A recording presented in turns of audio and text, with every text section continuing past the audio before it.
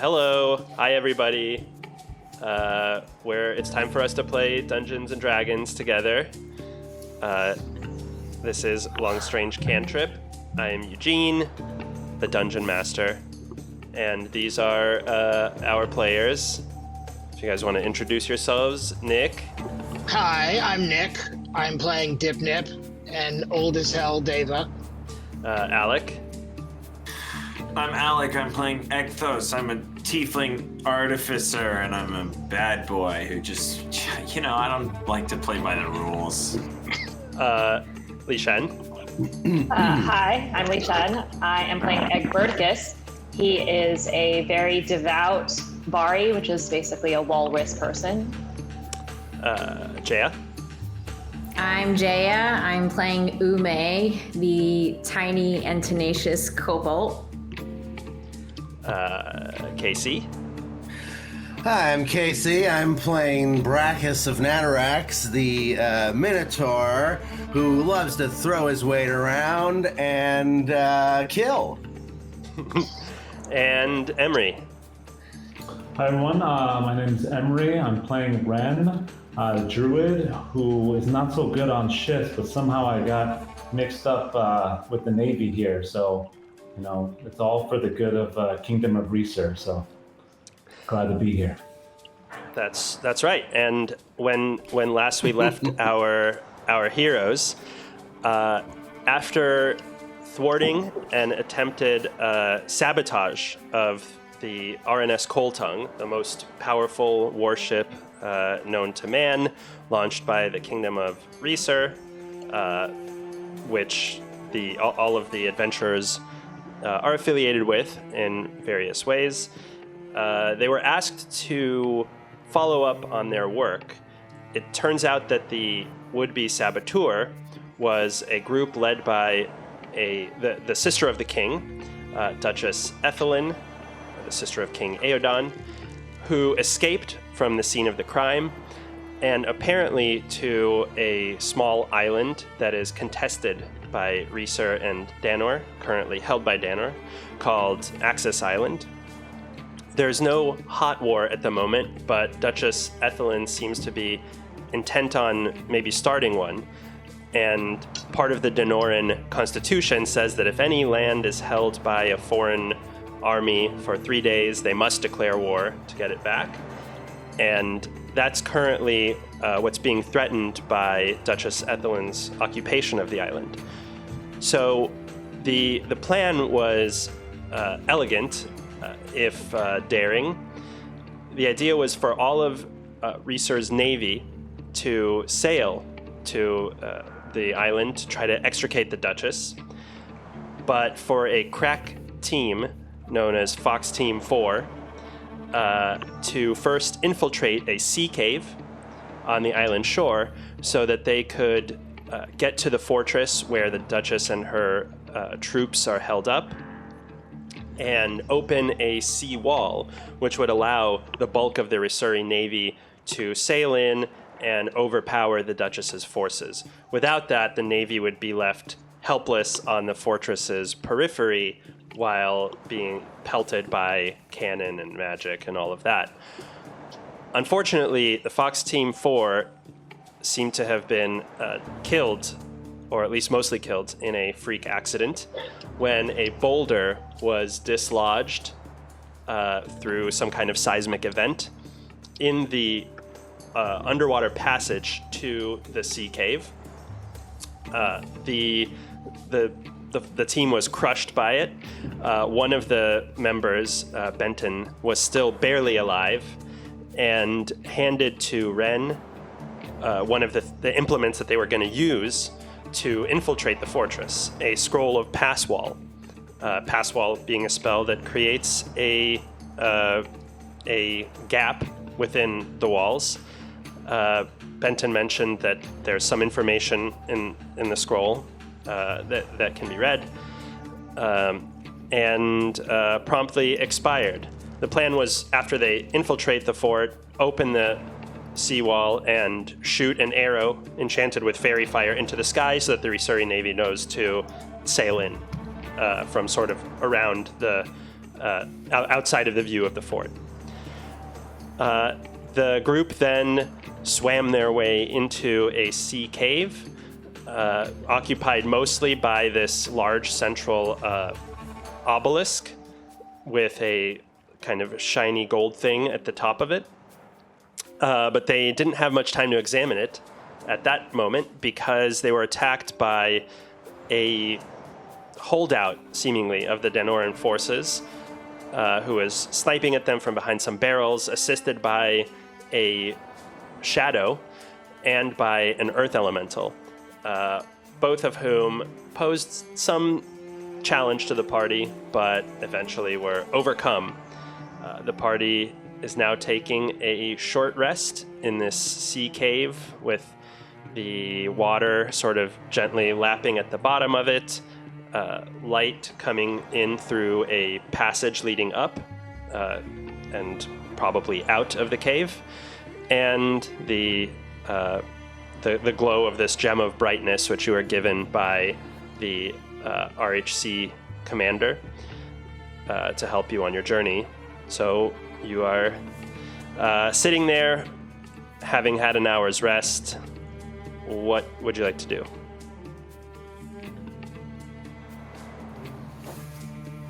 Well, guys. You guys smell that? I mean, we've been down here long enough. Ren. I don't know what it is, but I think we should get out of here because I just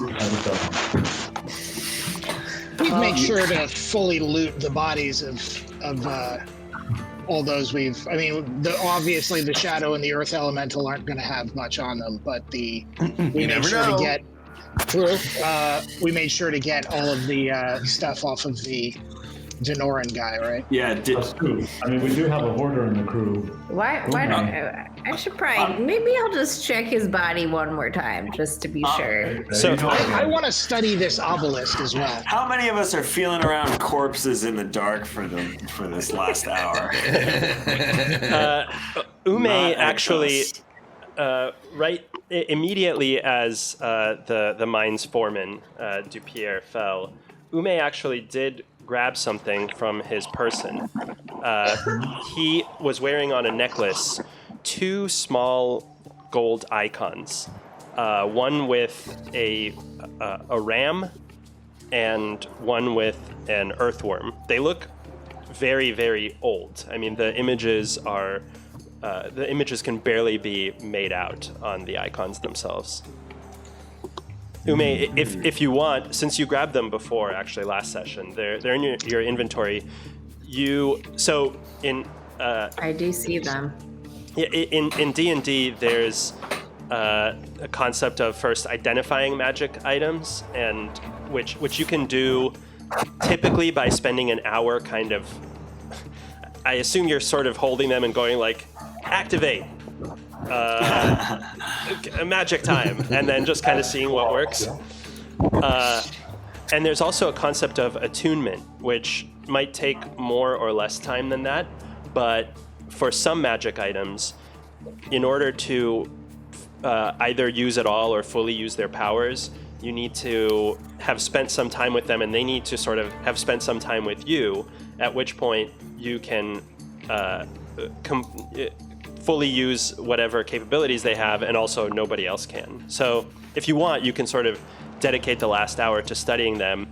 It would probably be good to have some help from someone who knows more about magic, I guess, to really figure these out. Let me These look look at like those nice things. little trinkets if somebody wants to help me out here. I mean, I like stuff, but I don't think I have any knowledge about that. Well, you know, I could do an Arcana check and take a look at those. You know, I would appreciate that, my friend. Let me take a peek. Let me take a peek and see what I know. Yeah. Nice. All right. So, A lot, apparently.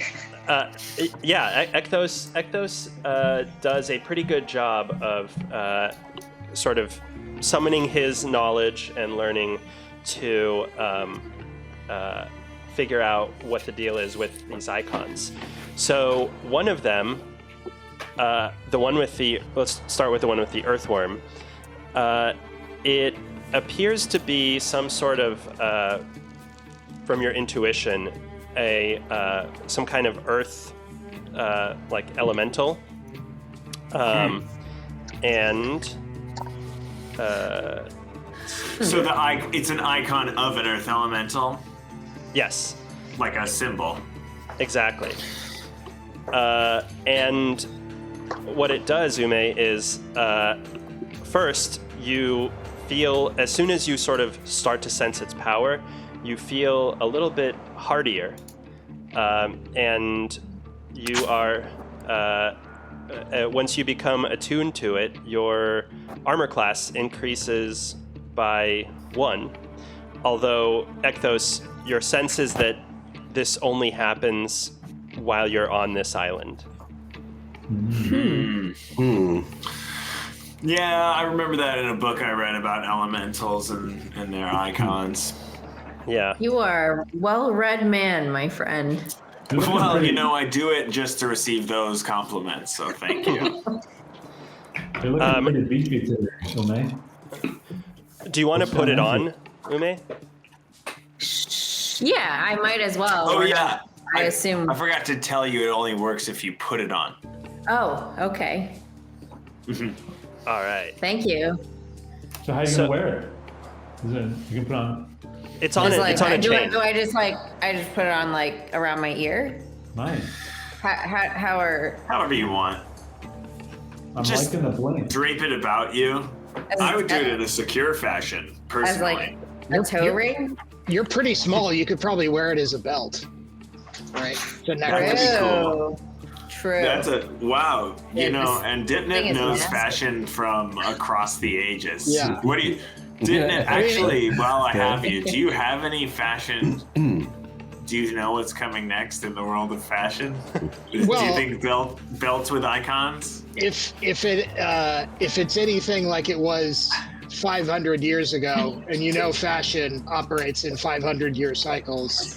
Oh, fascinating. There's going to be a lot of really tiny hats. Really tiny hats for men and very large hats for women. Tiny hats for men. I'm going to get ahead of this. I'm going to get ahead of this next time we're... Makes me glad I've got horns. I don't even think about any of that stuff. Well, hey, I got horns Perch too. a hat on each horn. But big Horns is exactly why you need a tiny hat. Big hat-stopping horns, you see. Well, Brackus, you would go against the grain. You're the kind of guy who can pull off something that's anti the trend. Not all of us. Sometimes it's hard for tieflings to just walk around, let alone make a bold fashion trend such as a large hat in a tiny hat society.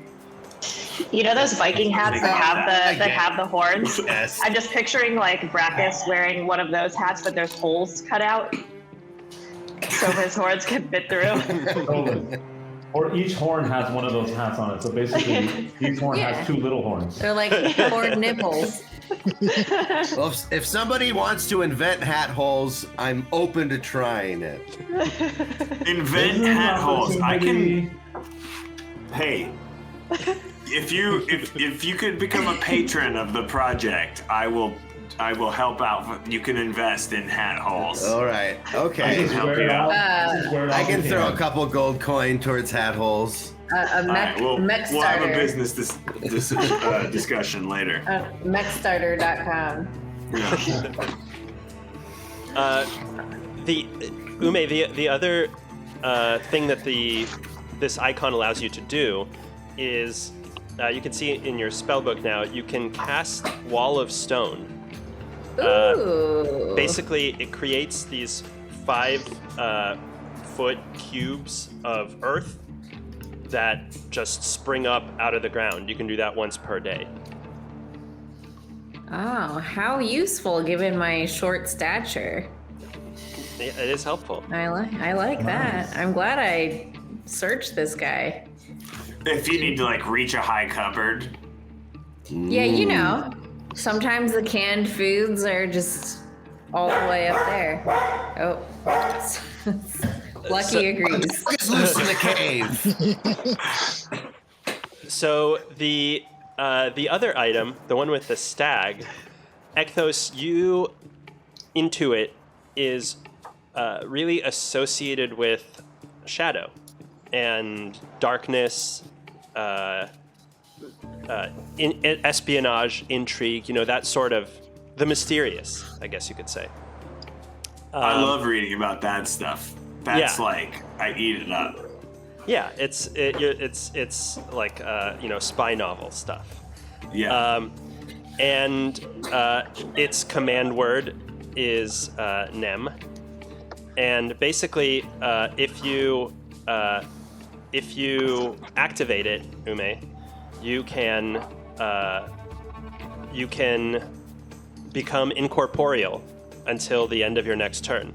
Basically, you have no physical form on Earth. You can't be hit. You basically recede into shadow. Kind of cool. Wow. Officially cool. Poof. Yeah. Very cool. Yeah. So, also, And what was the icon for that? Nem is the name Nem. of this guy. That's And the ram? on also, while on Axis Island, you have dark vision, which you already had, but now you can see just a little bit more clearly. Okay. Now you have pitch dark vision. And how are you going to wear this one? So the image on it is like a stag, a proud stag standing on all fours with big, curvy antlers. Beautiful. I think like a little sash. I'm gonna have to wear it like across my, little asymmetrical Sure, sparkle. Yeah. Displayed over the shoulder. that makes perfect sense to me. Okay, cool. So you'll notice also now in your features you have become incorporeal, which you can use once a day. In a Damn, pinch. I'm tricked out. Yeah. It pays to loot dead corpses. Lesson learned. The moral of the story is steal stuff from dead people. It pays to loot dead corpses. So as you guys are talking about this, Dipnip has made his way over the scaffolding to this object that is kind of rising out of the ground, and it is a large stone structure with a gleaming golden thing at the top of it. Is this the universe or is this something else now? How well can I see the gleaming gold thing at the top? You from can where see I it. am? So you're standing. It's within reach. I mean, you can see. You can Oh, sort okay. of. It's not. If you stand on your tippy toes, you can have a look at it. Yeah. Okay. Well, I'm a dignified man. I would never stand on my tippy toes. I can't imagine it, honestly. I'm gonna use this. I'm gonna use the slippers to just kind of take a couple of steps up the side of this thing to get a better look at the object. You're really making the most out of these. I mean, Slippers. wouldn't you? Yeah, absolutely. Okay, so you have a look at it, and it looks like an icon, pretty similar to the ones that that Duder was carrying, which Ume has retrieved, and it is it has the image of an eagle on it.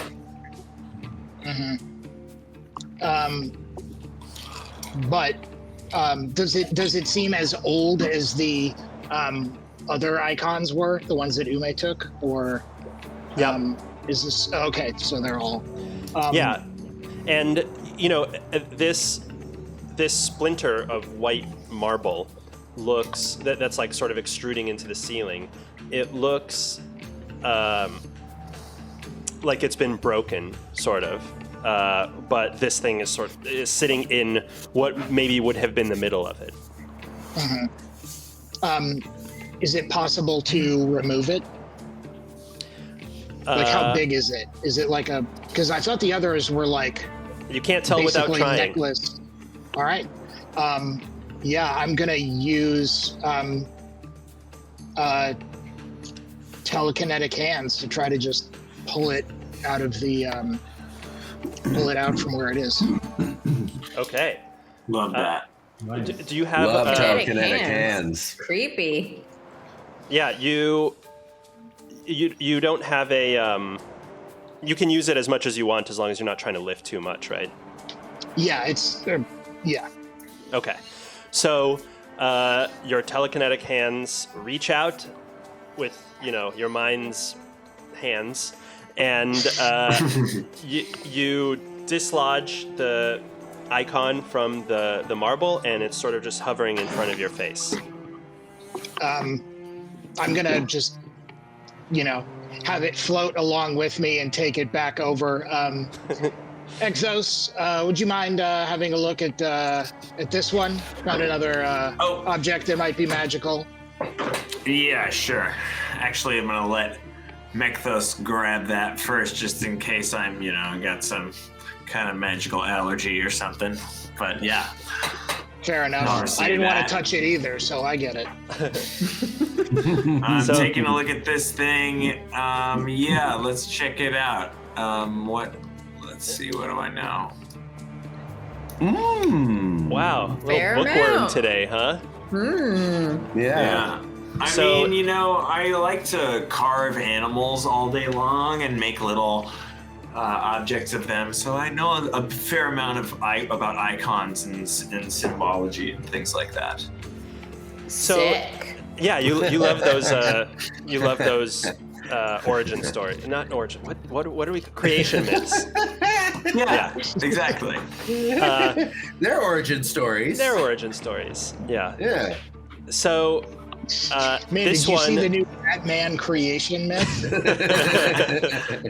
So good.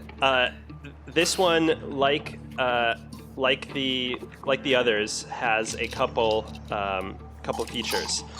First is that while on this island, you can cast jump as a bonus action at will, but only on yourself. The second is that you can speak its command word to gain a fly speed of 60 until the end of your turn. Wow. And you can use that once a day. Nice. You're gonna be zipping around all over the place. This is Dipnip? Is this here you go, buddy. Right? Now you can fly and walk on walls. Sure, I mean, we can, if we want to be fair about this, we can draw straws or flip coins or... That all sounds boring. I'm bored of that already. Just Fair enough. Well, considering your aversion to standing on your tippy toes, I think He's a virgin? He's 400 years go old? ahead and Wow. take the flying power. Yeah, I want to see a 400-year-old dude just flying around. I just want to see you airborne Yeah. with your slippers. He's basically now With their officially... hands Coat behind the back. flapping behind me. Very proud. Dipnip has, with this, has completed transformation into Jean Grey. Yeah. Yep. There you go. Put on the jumpsuit. Flying what is- psionic Except guy. for he like woefully can't die instead of dying all the time. Yeah. How are you going to wear it, Dipnip? Well, it's not on a Style. it's not on a necklace, right? So No. As a hat. I guess I would put it. I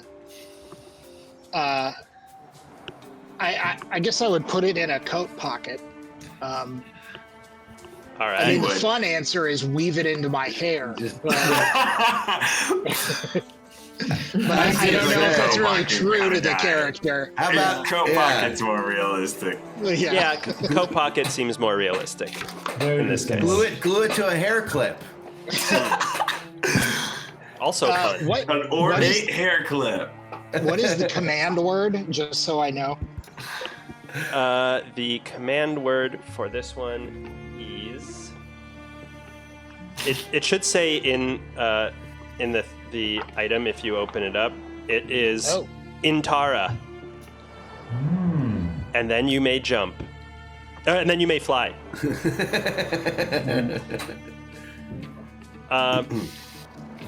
Okay, so you've spent some time sitting around this glowing gem on the ground, getting in touch with your magic items that you found and your feelings. And I'm getting kind of creeped out in this cave, man. It's a creepy cave. It's quite cozy. I feel very much at home. Oh yeah. You know, I have Not for this. I am a lizard dragon though. Benton handed to me before his last dying breath, and he said there's some interesting things we might want to read about it.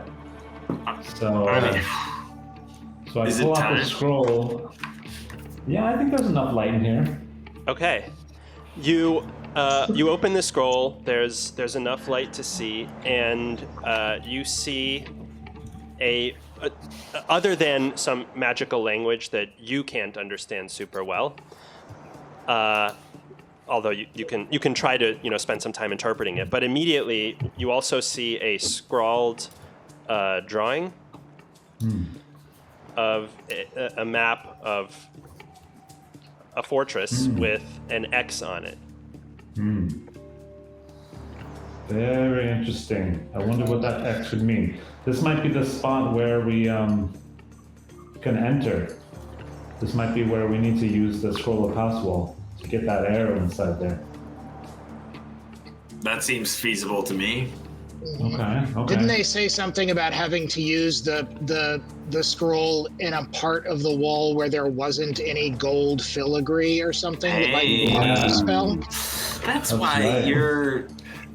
That's why you're Such a like dick 2,000 years old. Yeah. I mean, this is the third time I've done this, so Yeah. I mean, it's all old hat. Old brainiac. I don't dip even know nip. your names. You're just faceless automatons to me. I I've like done this that. so many times. See, and that's why I feel like it's a low stakes when I talk to you. It feels kind of nice. Like I don't think that anyway. It doesn't matter if you really display any thought or care to who I am as a person, because That's great. I don't care about you either. So That's all good. Cheers. Let's not step all over such a dip move.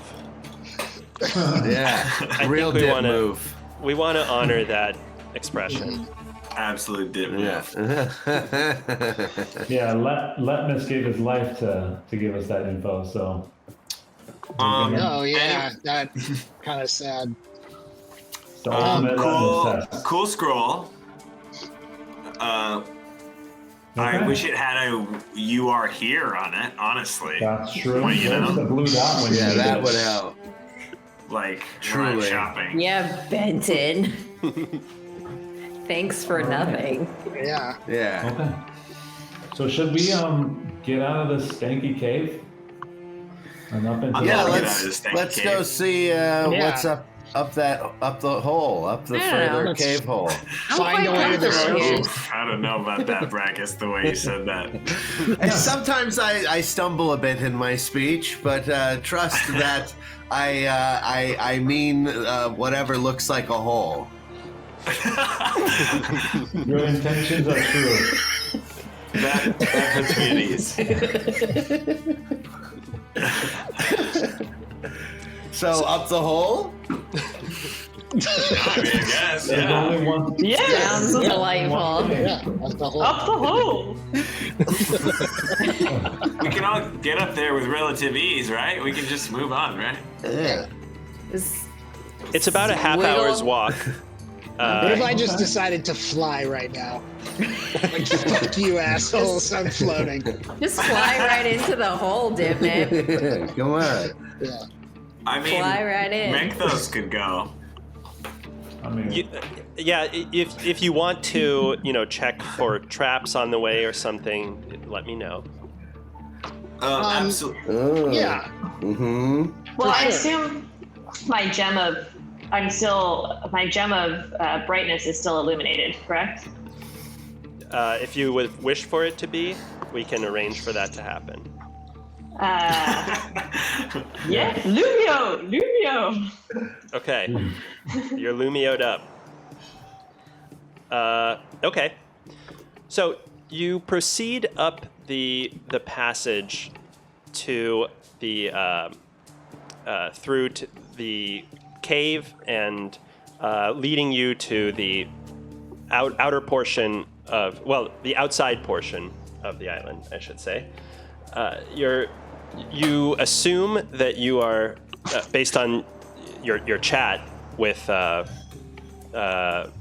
Leah Gier, the kind of preliminary planning stage, that you've exited somewhere here, where I've drawn a crude X, and that's kind of where that part of the passage opens up to the broader kind of island environment. And after that half-hour walk, you're immediately struck by the oppressively hot and muggy air of the island.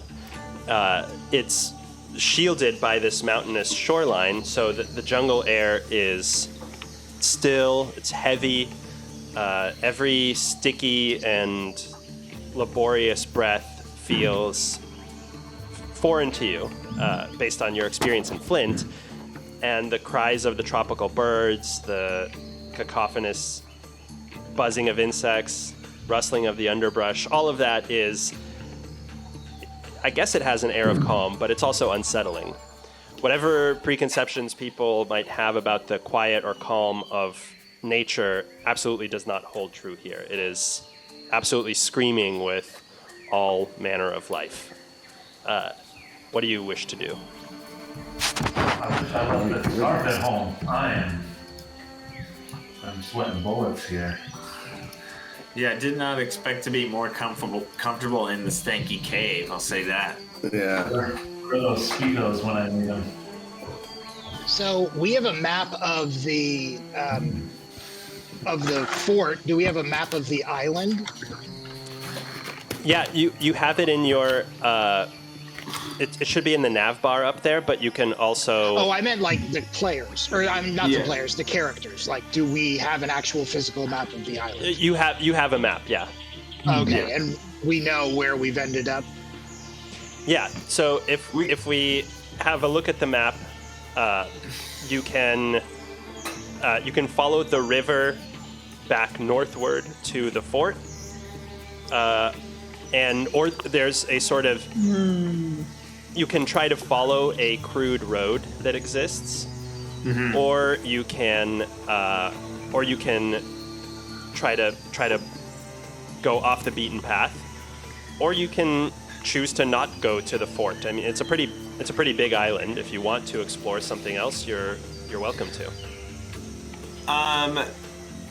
Although it is a sort of time-sensitive task. Oh, okay. I was gonna say I can have Mechthos fly up a little bit and take a peek around to see if there's any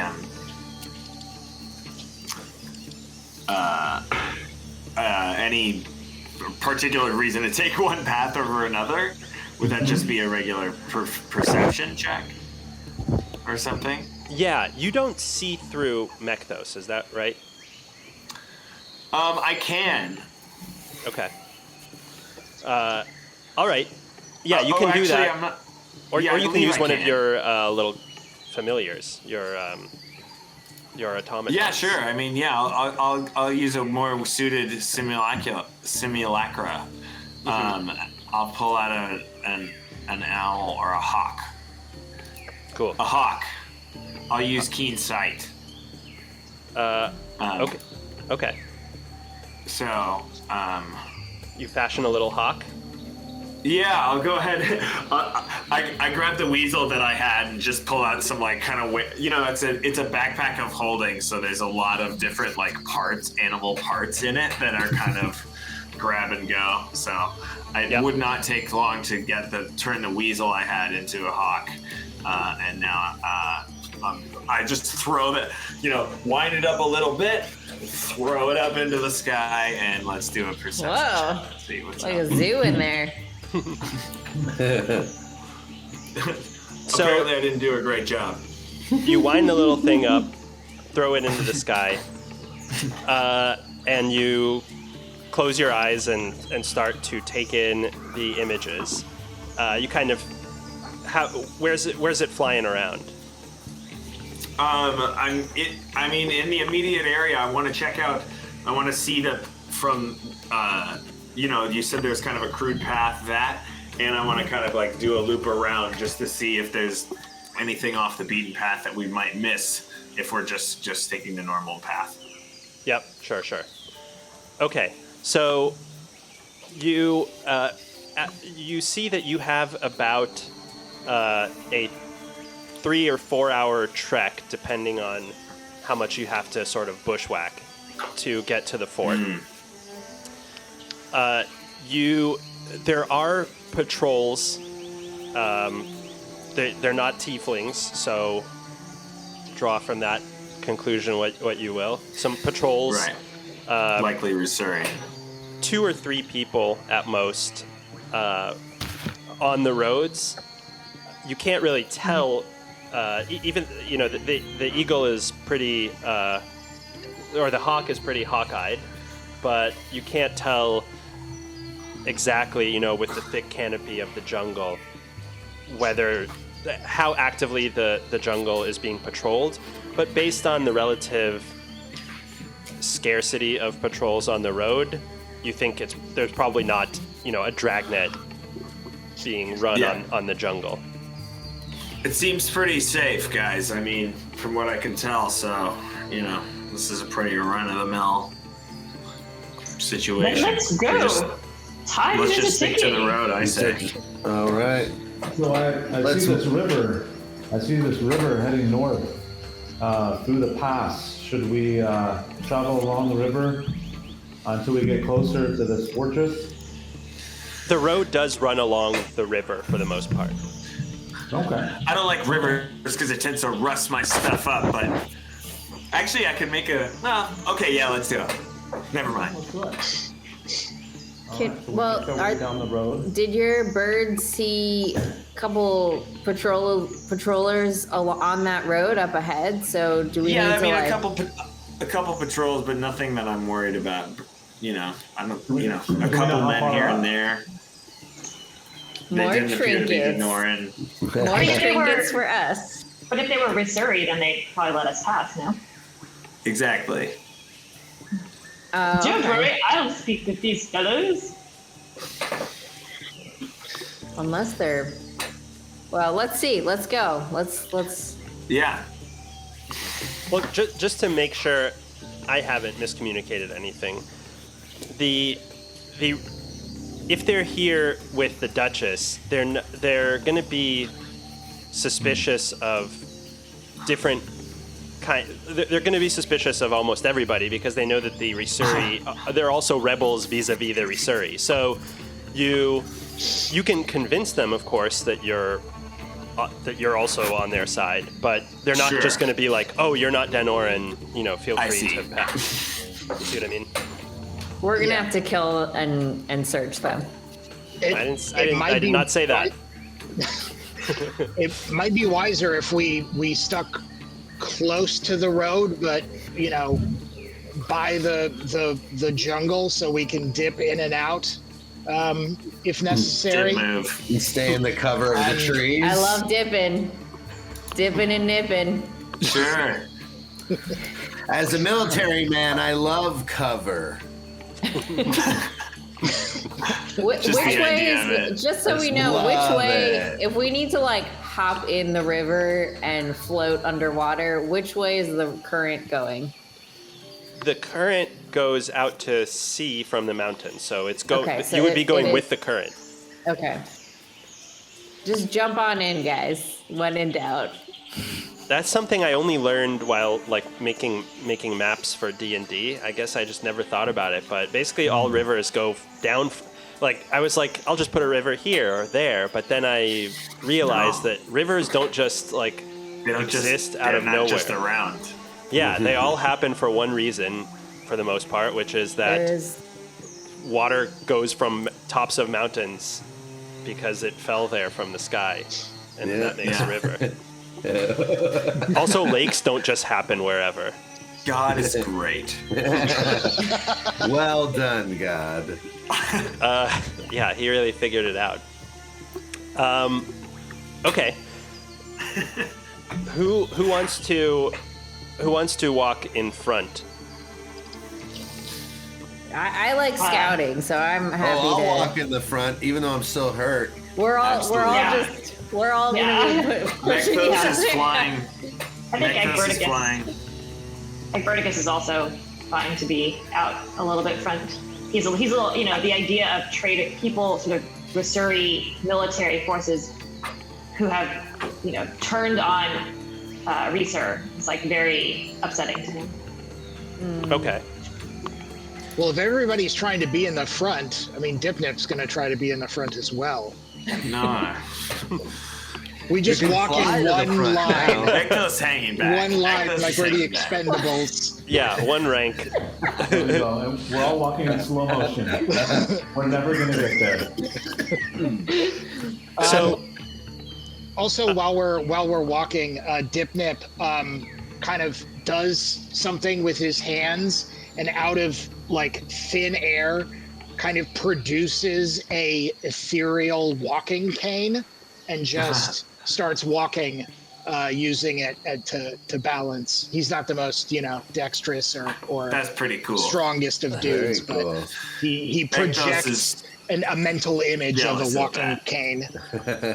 and some ethereal tevas. Yeah.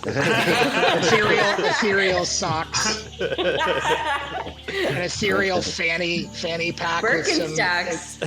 ethereal trail mix. And an ethereal, just like 3 foot long Canon camera lens. Having a great time over there, Don't forget the Dipnip. white crew socks. Is anyone a birder? Is anyone in my the? parents, Nick's my parents are birders. both birders. I was literally going to say we've just described my father. I mean, there are some fantastic fauna in these Birds? parts, and We these, might go to the bird park after this, in fact. yeah, they're Possibility. in real life. So there are these huge, broad leaves, ancient ferns. You get the sense that this island is very lost in time, sort of. For the first hour of walking, you don't much notice any other wildlife other than the skittering of a lizard or the occasional passing bird, some of which are really bigger than any birds you've seen in Flint, for sure.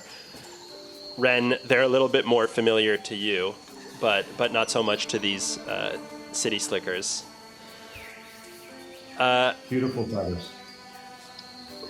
Ren, or rather Ume and Egberticus, is this familiar at all to you from your service? Or Brachus, for that matter. All these birds, or just this where we're walking? This kind of environment.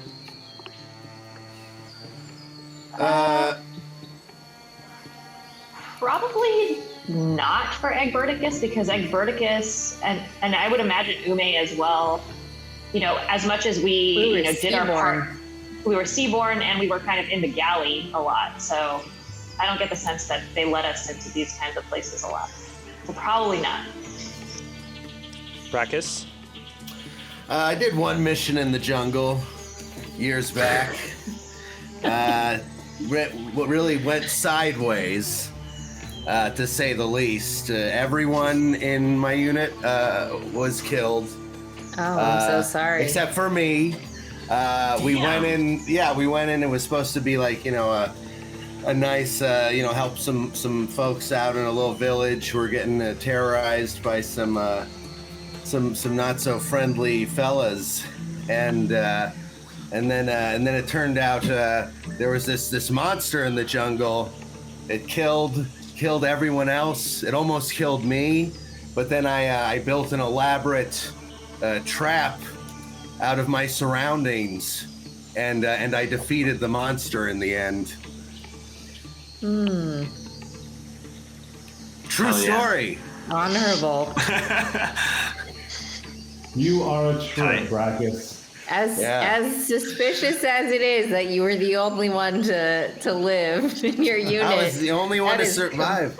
The most deadly monster. The most deadly monster I'd say I ever encountered. But I took it out. I took it out. No, not around. Just in a jungle. It was in a far off, far away. You wouldn't know. You wouldn't be familiar with it. Far away jungle. Very dangerous in general. I mean, I knew I was going into danger. I was very brave. But then even more dangerous than I could have known due to the monster that no one could kill but I. Wow. Mm-hmm. God damn. Did you rage? Oh, I raged, but in the end I found it was my cunning that killed the beast. Incredible. Well, we're all sweating balls out here. I've never been in a place like this ever. I'm ready as you're for walking, a dip. talking about Brachus's heroism, all of a sudden, each of you individually starts to feel a little woozy, and then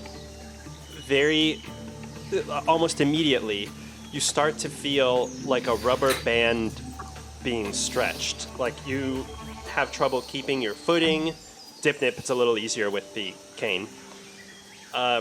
You're sort of gripped by a bout of vertigo, and your vision goes white, starting from the center of your eyes and spreading outward. And the terrain is suddenly replaced by something wildly different. There's a wooded marsh, so at first not that different, but the trees are bright neon purple and yellow. There are croaking orange frogs that jump from lily pads in the river next to you. And a blue sun is setting in a darkening purple sky. You have very little idea what's going on. As foreign as the jungle seemed, this is, for lack of a better word, another world. The physics of it don't seem odd, just all of the colors, the living things, everything seems absolutely insane. And then all of a sudden, that rubber band stretching feeling, it's released. You're snapped back into your present time and place, and within a couple seconds, all of this was about 5-6 seconds time. Within a couple seconds, you've regained your composure. My the same. Did you guys just feel that? I take off my monocle and I clean it on my shirt and put it back. So as you do that, Dipnip, you realize that the bottom of your shirt is wet, as if you had just been, and then like you realize like, oh, my pants are wet, my shoes are wet, like as if you had been standing in marsh water. Damn. And it's just Dipnip? No, all of us. No. You didn't I don't like this place. Yeah. No. That seems to resemble what was described by Oh, I forget his name. You know, that Fox Team 4 guy who we stumbled across, who is still... Rest in peace. Yes, that one. Rest in peace. May he be remembered. But it seems to be what he described seeing. What was that again? I've already forgotten. Was it Burton? He said he like saw a purple sky, it's like blue shapes, all kinds of weirdness. Yeah, little purple trees, man. I'm gonna get ready in case there's another like seismic, like he was transported to this other place. I don't know. I'm gonna look around. You make a second cane. Yeah, I project a table and get underneath the table. No, but I mean, that's what he said that he saw right before they were all crushed by rocks. Yeah, I'm, Nothing seems out of the ordinary. I mean, so what? We just got to keep moving, I guess, right? I'm sorry, I don't know, that was really weird. Trying to just be practical here, you know? What can you do about a thing like that? I mean, like Verticus says a prayer. It's like, this is an unholy place. Yeah, okay, that's one way to handle that. It's the only way to handle it, in my opinion. Fair enough. I mean, keep trudging on, right? I think we should keep moving. And if we ever find who made us, guys. If we ever find whoever made us see that, I'd like to give him a wallop. Let's get out of here before we go back to the frog disco. Yeah. Oh, frog. Give him some notes on interior design palettes. Walking along, you don't encounter, needless to say, you would know if something like that happened again, and at least for the time being, for the next half hour or so, it doesn't.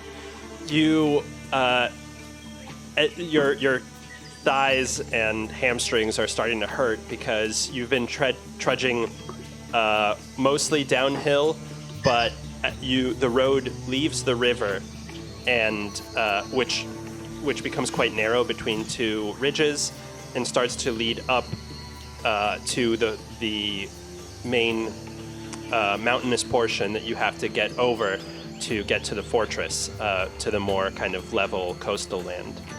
And as you're up there, you start nearing a rope bridge, perfectly benign rope bridge, but on There's no such thing. Yeah.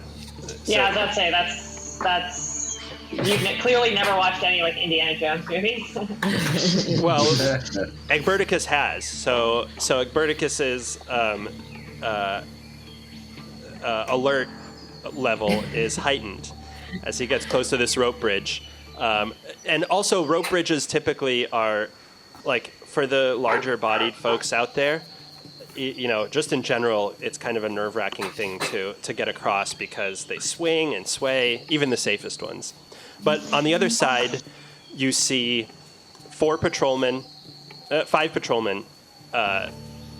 one of whom looks to be like a little bit older and sort of wizened, and he's sort of directing the others, all of whom they seem like hale young folks. On the other side of the bridge, they wouldn't really see you yet, you don't think. Until we cross the bridge. Yeah, they're going to cross the bridge. About how wide is it? The bridge is no more than 2 people wide, really 1 person wide. Gotcha. And how long? How far is the bridge? Good question. The bridge is about 40 feet across. Could we hide and let them pass? Should we hide? Are they coming towards us? I don't know, guys. They are. What do you see? I'm not a tactical man. I'm not a soldier. I don't know what to do in these situations, guys. I don't like it. I start to sweat. I don't like interacting with people. What do we do? Let's face these potential traitors. I think one of us could face them? fly over and maybe distract them while the rest of us sneak across this bridge. Yeah, someone who just got the power to fly, maybe. How do you suppose the face of the party? How do you suppose this distraction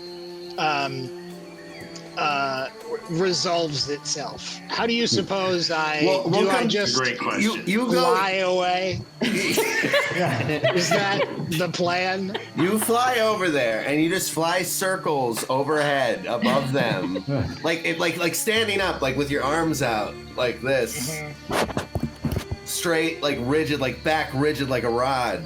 And then it's like circle around above them, maybe moaning. How are you at moaning? In order to get back to kill him? I've heard the death rattle of many folks, so I feel I would be good at approximating that. Do some death rattle impersonations as you fly circles over them to distract them, and as they're like confused and upset and they get ready to kill you, we come charging in. Charging? From underneath. And are we attempting to avoid conflict, or? Well, I don't know. You said military, and I'm like, here's a plan. You could perch in a tree, like the Cheshire Cat, and just try talking to them. Yeah, all right. If this is what the party believes is the best course of action, strike up a conversation with them about monocles. They won't know what to make of you. Well, Ekthos, if you have a better idea, I would be amazed. I was thinking hide and let them pass. There's a road. Aren't they coming this way?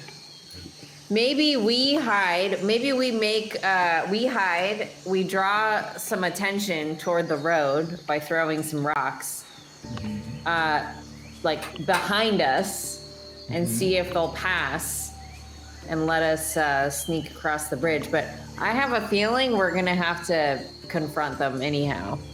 Well, if we have to confront them anyhow, look pretty wizened. Okay, check this out. Plan number 2: let them get onto the bridge and then attack and just knock them off real easy. I'll do it all. I'll knock all four of them off the bridge. That sounds like a military plan to me. I would like to see that. Wait a second. These guys have a tiger. Just so. I'll knock a tiger off a bridge. I've knocked 100 tigers off bridges see they have in my day. A very large dog with them, standing to almost the waist of the patrolman. Well, Egberticus would be... Not a tiger. Egberticus would sort of actually probably want... A cute little puppy. I think Egberticus would appreciate this plan of Brachus's, just because Egberticus would think, if they're traitors, then they deserve to be thrown off the bridge, but if they are good soldiers, then each side will let each other pass and it won't be an issue. So...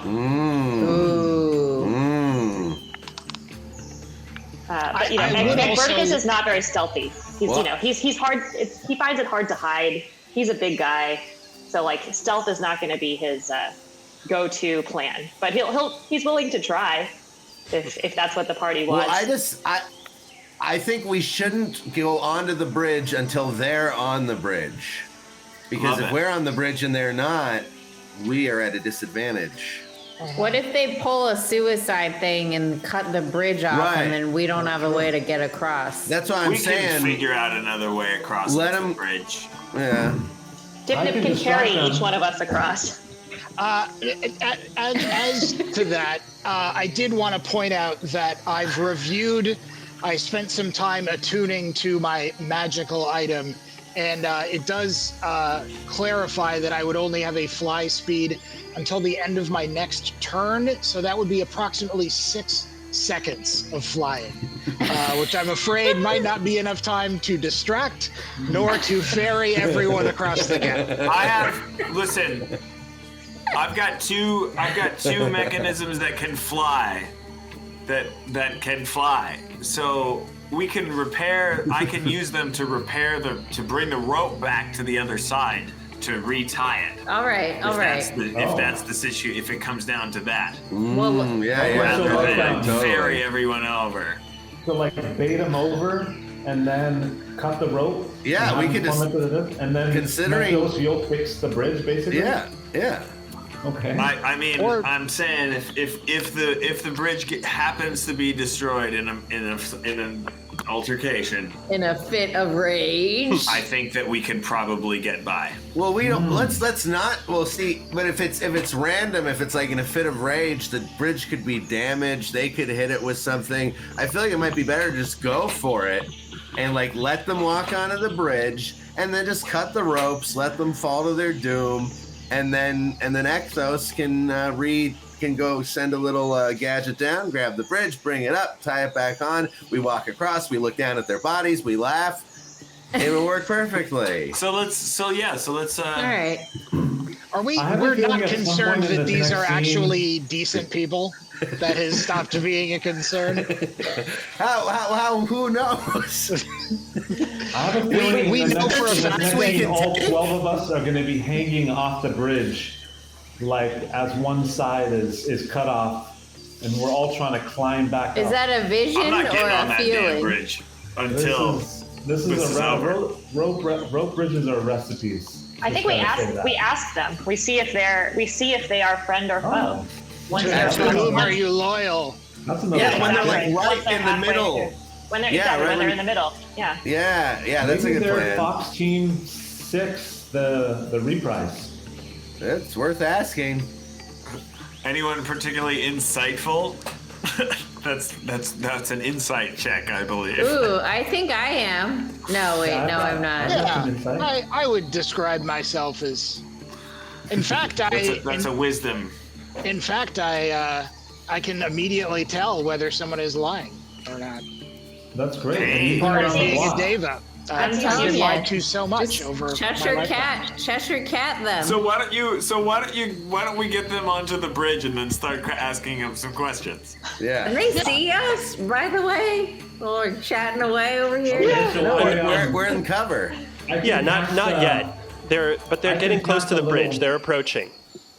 I can Definitely cast a approaching. cantrip to create a sound of a meowing that will cause the dog to come onto the bridge, and which will cause the patrolman. They're coming I anyways, right? can add to that too. I can do some magical tinkering to create a sound device. Let's give them a If show. we want to create a kind of soundscape to create a diversion to bring them lure over. them Maybe on the other side of the road. If we make some I'll create like a speaker that has, I don't know, what kind of sounds do we want to distract these guys with? Like people? Caw-caw, caw-caw. And I'll put it on the other side of the road. Use magical tinkering to do that. How about like? what's your distance? What's your distance on that? I can only go 30, and this thing is 40 across. All right. These guys are getting pretty close at this point. Oh, they're already here. I guess Okay. it can be heard at 10 feet away, I guess. Gotcha. So they're that's on not the that bridge. far. They're coming. They're coming That's not that anyways. far. Are they on the bridge? Okay, they're gonna be on the bridge. All right. So the first of them gets onto the bridge. Ooh, that's fast. Ooh, Oh, slow okay, down okay. there, buddy. All right, bud.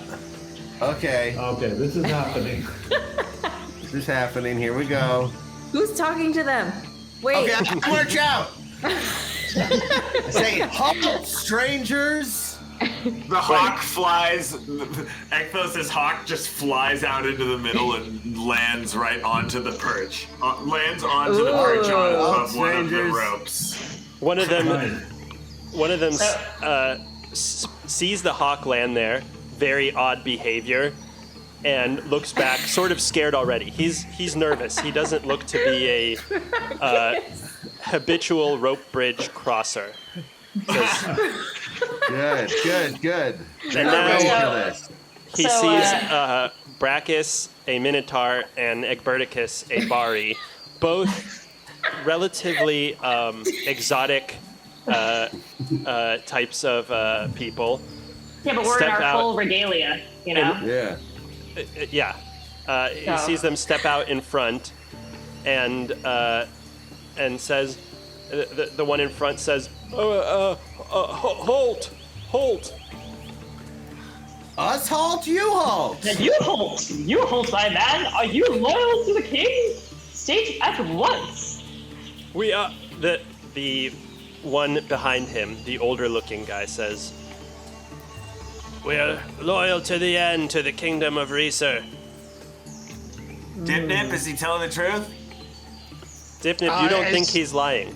As he believes the truth to be, he's telling the truth.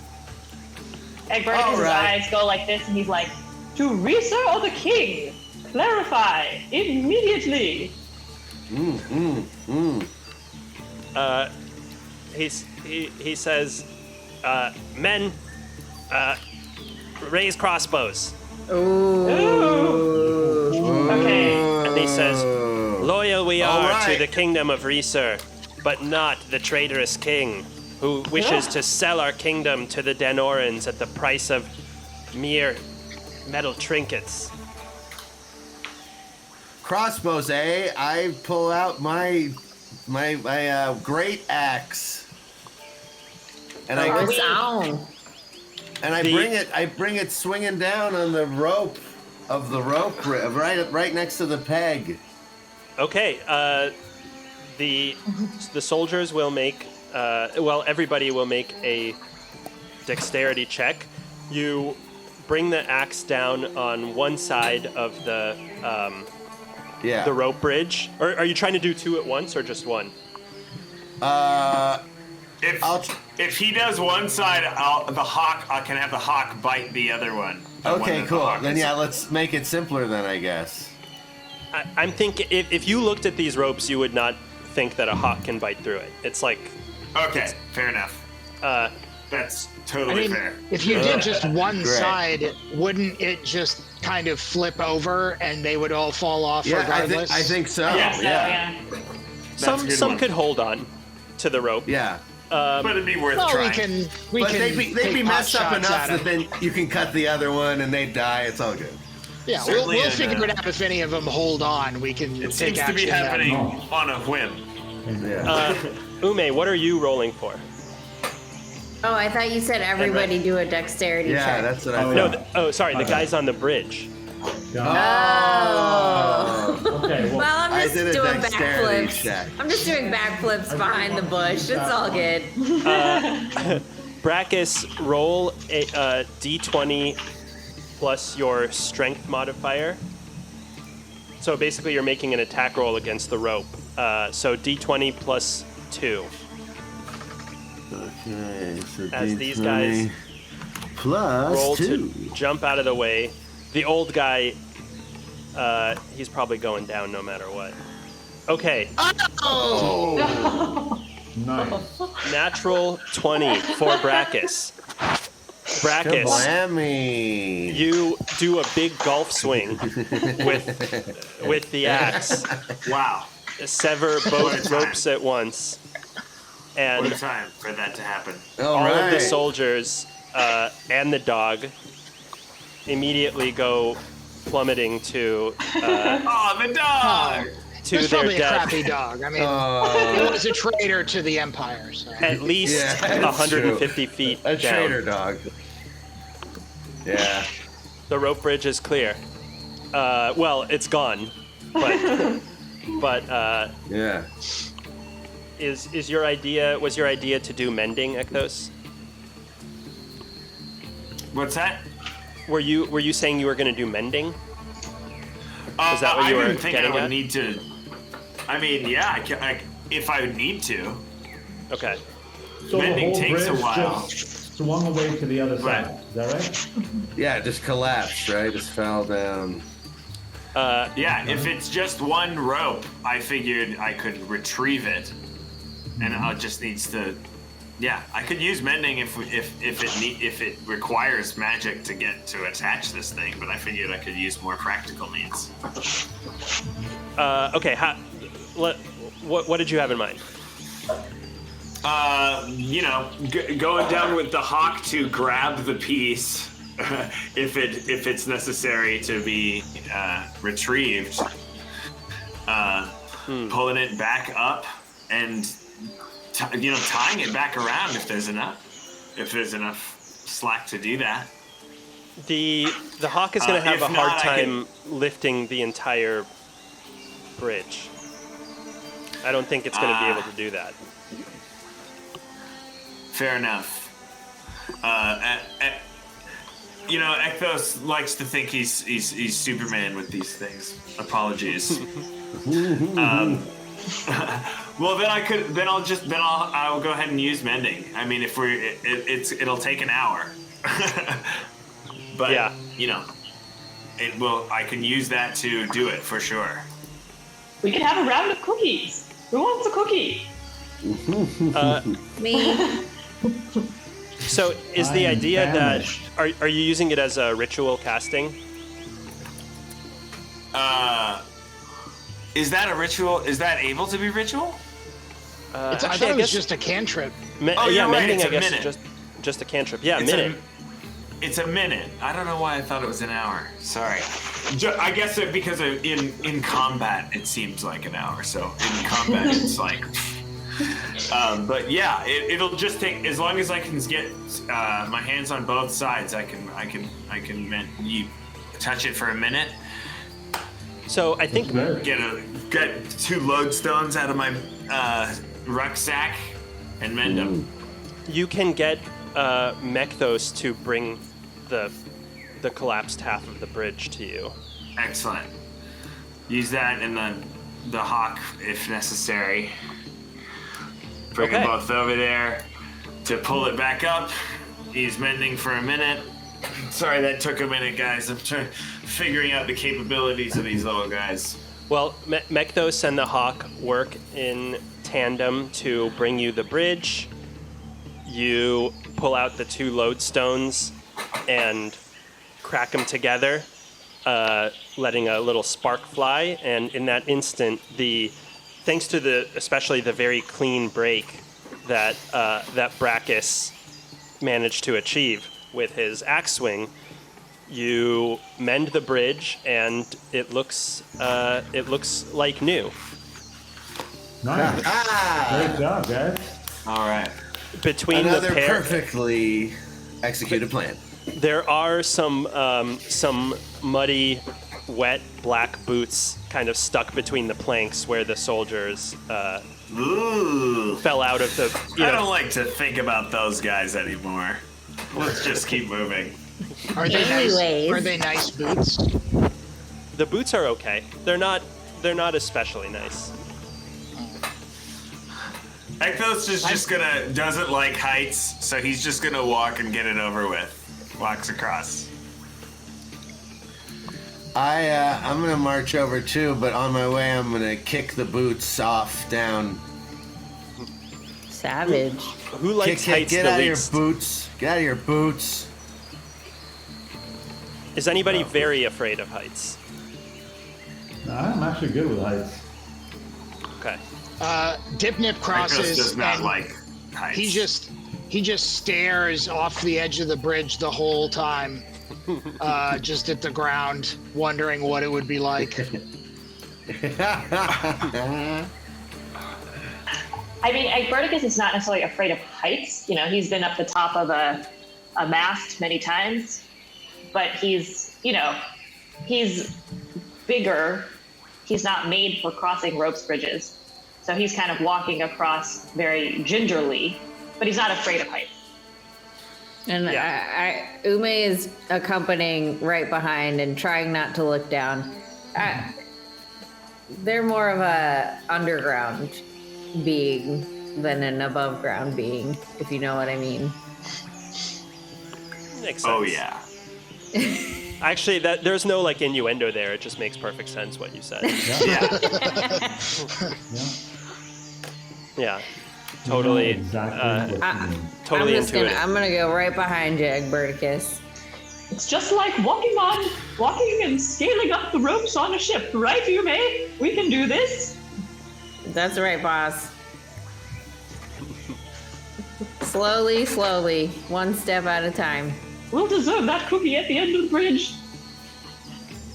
How does Ren feel about it? I'm looking forward to getting back into some sort of urban indoor environment.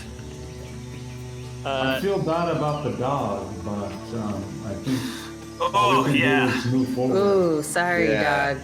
Ooh. Ren, you're always bringing this stuff up that makes me cry, and I don't like it. I can't So- help it, you know? You're now you've Always now feelings. crossed the mountains and are sort of about where that X is on the other side. With another hour and a half or so of walking, as best as you can tell from your hawk. So much walking, am I right? Yeah. Well, about an hour and a half more, as I can tell from my hawk, guys. Ugh, too much. Wow. My hooves are killing me. Your ho-hooves. My hooves. Need some snacks. As you get over the mountain, it is the one thing that you feel a sense of relief from is that the temperature cools down just a bit because you're now getting a thank little God. bit of the sea air in. So that's nice.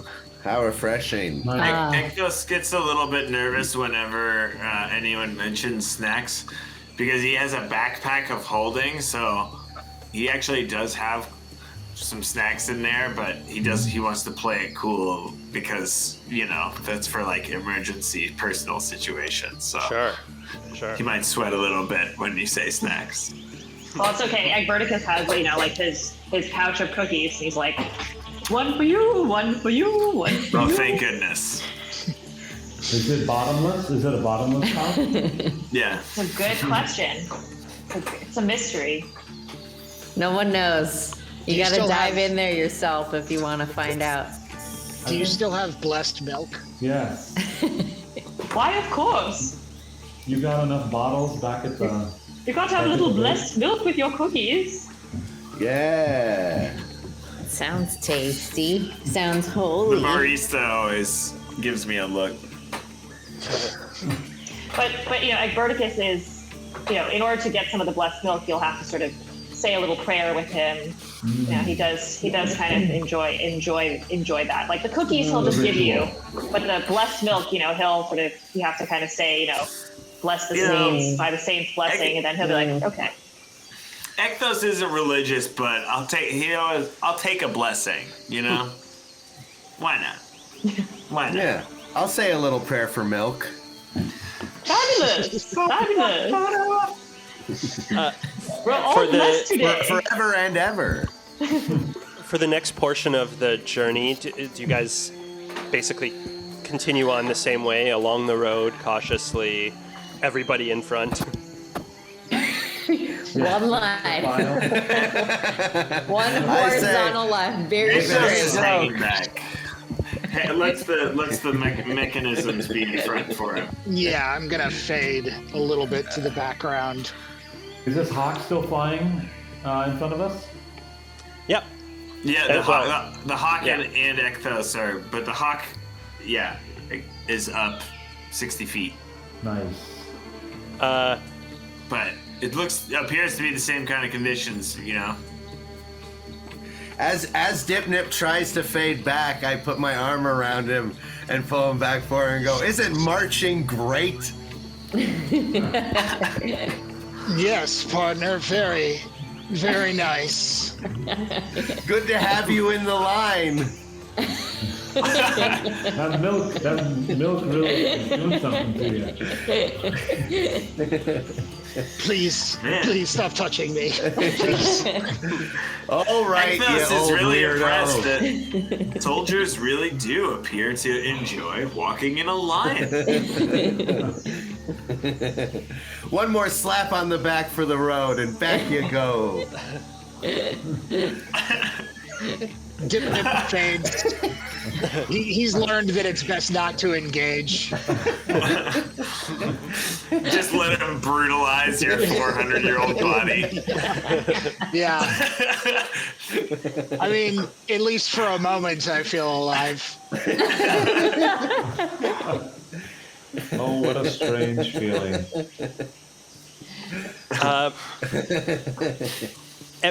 As you walk for about another half hour, the noon sun is now blazing up in the sky. All of you start to hear a kind of thump in the background, and as you continue to walk forward, it gets a little bit louder. It sounds almost like a footstep, but it would be sort of a giant footstep. Sketch. How often are we hearing it? You are hearing it at the cadence of a slow walk. And it's perfectly rhythmic? Make a perception check. Is it tap dancing? Can I do can I make a perception check with the Hawk's sight? Or does it have to be audio? Well, that was just for I see. specifically for Ren's question. Got it. Gotcha. So I rolled to see how steady this. It's It like sounds good. some huge thing walking, basically. Oh no! Also, Huge thing. huge We thing. gotta hide. Let's hide. Also, Agreed. Dipnip, you hear echoes of voices. Too many to make out. You hear the echoes of thousands of voices. Oh. And this is something that hasn't really occurred to me or happened to me before, right? Like Not that you can hearing- remember. No. Can I cast my divine sense? Yes. I'm scared. I'm going up in this tree. Can I concentrate on trying to pick out one of the voices from close my eyes and shut everything out and try to? Yes. So you can roll a perception check. Ume, if you're going to climb a tree, roll a athletics or acrobatics check, your choice, depending on how you're trying to climb. I'll just pretty straightforward climb here. So let me. Do just- it. Athletics Egberticus- is strength and acrobatics is dexterity Yeah. to help you. I am Egberticus- scurrying up. Your divine sense does not register any evil presence, Egberticus. Ume, you get up the tree. Dipnip, you aren't able to make out individual voices, just it sounds like a crowd of echoes, but quiet.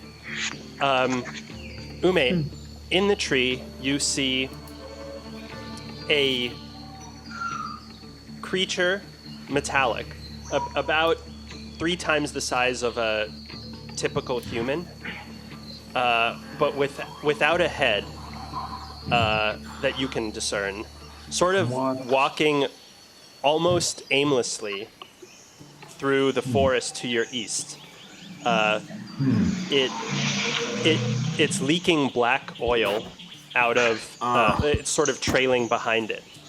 And Does it look injured? well, you There's no don't see head. it. Only Ume sees it. Oh. And it's made of metal, you said? It's made of metal, but under the various plates of interlocking metal armor or metal pieces, it seems to have faintly glowing white light. And how far away is this creature? It is about 80 feet away. Not very close. But it's big. And you said it's wandering generally eastbound? Yeah, but it's sort of, it seems aimless. Okay. Strange. Hey guys, I'm seeing this weird, large, metallic creature in the distance here. A metallic creature? What? It's like glowing white. Like a construct. That's your jam, Mecto. Like a Does this ring a bell to anybody? Headless. Is it a gnomish? Dwarvish? It's huge. It's huge to me. It's like eight of me. Okay, I throw on the goggles and I look through the hawk. Can I see this thing? Yeah, you have the hawk fly roughly in the direction that Ume is looking, and you, because of your sort of experience with this, you notice a couple things. One is that so with your 23 total on the old perception roll because of the hawk, you notice that it is missing its head, basically. What looks like a combination of magical rust and an explosion or something. Its head was, violently removed. It's leaking black oil. It has notes of white light shining out from under the metal pieces.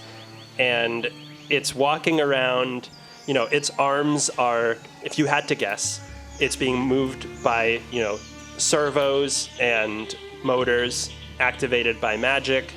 It's and it's walking do I around. Recognize what kind of construct this is at all? Like, You've never seen anything like this before. It is way bigger and more complex than anything you've seen. Well, I say complex just because of you can animate relatively small things, or as you're wearing now. Yeah. By the way, we don't really talk about it because it's so obvious, but you are wearing your giant mech suit, right? Right. Yes. So it's like it's like that, except as far as you can tell, there's nobody inside of it. Right. And it's bigger, much larger, 3 times the size of a person. Yeah, this thing's missing a head, guys. As far as I can tell, it doesn't have a. Here's what we're talking about. Think it's not dangerous? Yeah, I don't suppose there's much danger of it noticing us. So what if it has magical senses? Then we're. Hey, Ectos, does it look like it might come out of the Bureau of Modern Contraptions and Utilities, or? Is Certainly not. This is above our pay grade, my friend. Definitely. Huh. This is the kind of stuff that you and I should be working on, frankly, but that's a discussion for another time. And Egberticus didn't sense an evil. Like, Egberticus didn't sense that it was evil, for what that's worth. If it's not new, could it be very, very old? Is there a way? Can I use the golden icon and cast jump as a bonus action and hop up into the tree so I can see what's going on? Join me in the tree, Dipnip. Yeah, I like that. Yeah, plenty of room up here. So we're not afraid of lightly approaching this thing. But yeah, Dipnip, check it out. So yeah, I'm gonna try to let's see, cast jump so I can get up there. Oh.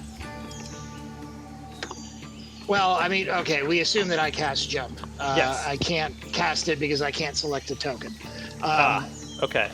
So you hop up onto the tree. You basically are now sitting on the tree like a chair. Because you jump 20 feet into the air. And from your perch, you can get a clear look at this thing. Roll a history check. All right. Dope. Yeah, that's a 21 That's total. right. So That's right. you You know enough, you think, to get the sense that this is not not something from, known history, but like there wasn't a civilization that built these huge things. But what you can also discern is that the substance that it's leaking is a meta-magical substance called witch oil. That it's a resource. It's oil, but it's typically like harvested from locations where the divide between our plane and the Shadow Gate, which is the sort of plane of the dead, essentially. Not quite the dead. It's like the Upside Down. It is a parallel plane where things are a little bit off and the dead have much larger influence, basically. In areas where that fabric is a little bit frayed or ruptured, you can harvest witch oil and use it for magic. Cool. Any particular type of magic, or is it just sort of like magical gasoline? It's like magical gasoline. I mean, you can't use it as a fair enough. substitute for regular oil unless you've sort of... You have to imbue something to run on witch oil, basically, if that makes sense. I wonder if I could hook up my little guys. Anyway. Is exposure to witch oil like dangerous? Or like if we were to, get it on our skin or breathe it in or ingest it, is that something we need to be concerned about? Yes. I mean, it's not instantly toxic. You don't know that much about it. It's Right. not Is it instantly edible? toxic, but it's not the kind of thing that you want to spend a lot of time with. Right. Is this the Well, is everyone the same substance from the bleak gate? Yes. Everyone I believe. Sorry, I that said this, Shadow Gate. It's the bleak gate is the other plane. I believe this construct is leaking witch oil. I don't know how many of you are familiar with this. I feel as sure. if. Okay. Definitely. I suggest we not come into contact with this. And I have a strong feeling as if, since this thing has been walking around for who knows how long, we may already have been exposed to it. And that may be the cause of the upsetting hallucinations we experienced about an hour ago. watch- Right. As you're talking, you watch the thing sort of spin wildly. It's the top half of its body rotates independent of the bottom half of its body. It holds its arm out and basically takes down a 20-foot palm tree with one swipe, like, Wow. and it just falls right Does down. it seem like it deliberately attacked that specific palm tree, or is it just like going ham and not even caring what it hits? I think it's going. It looks like it's going ham, but it's not. Poor it- thing. It's not attacking. It's not like spinning around like Taz. It's more like maybe it seemed like maybe it thought it saw something and attacked it. But it was just a tree. So it's heading in the same direction we're trying to go. So can we avoid this? Get to the fortress sort of before it gets there? As long as it doesn't approach us too quickly. Yeah.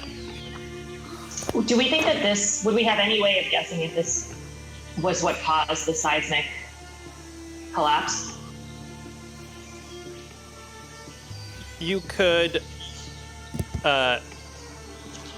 Is it strong? Is it creating strong enough?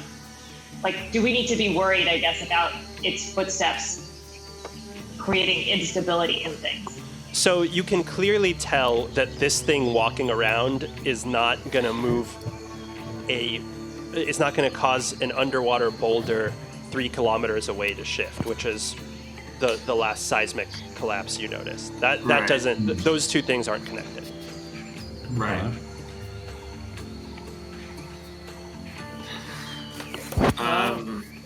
Well, I guess we gotta just proceed here. proceed with caution. The bigger they are, the harder they fall. Yeah, Dip takes note of like, you know, the condition and appearance of this thing and like the location that we observed it, so that should we make it back alive, he could be able to report it and be like, this is probably something we should take care of. I think I could fix it, possibly, but I don't know if that would serve our purposes. If the witch oil is a problem, I could send Mekthos over to you to mend it potentially. If we were able to use this to attack, This is triggering a bit of Ume's parental 2 instincts more big and steps. feeling like it's hard to watch it suffering, but it's hard to say. It what's might going be a on here. stretch, but Feeling bad for this guy. what if I mean, why? If I send Mekthos over to flit around near it, does it seem to notice it? I want to try to test, How close? like within 50. It doesn't have a head, so I go within like 20 or 30 feet. Would it see? Does it notice? Mekthos cautiously approaches within 20 or 30 feet of this thing. It doesn't seem to notice at that distance. Okay, it's flying. He's flying. Yes. Okay. No reaction. Okay. It's just a robot, Ume. Don't feel bad for it. Come on, we have a mission to complete. You think? all right. Are you telling me we should just move on? I mean, I could try to abandon it. I don't know. I feel weird that this thing's leaking witch oil all over the place. I don't think you need to worry about this unholy machine. I would point out that it's possible the effects of the witch oil disoriented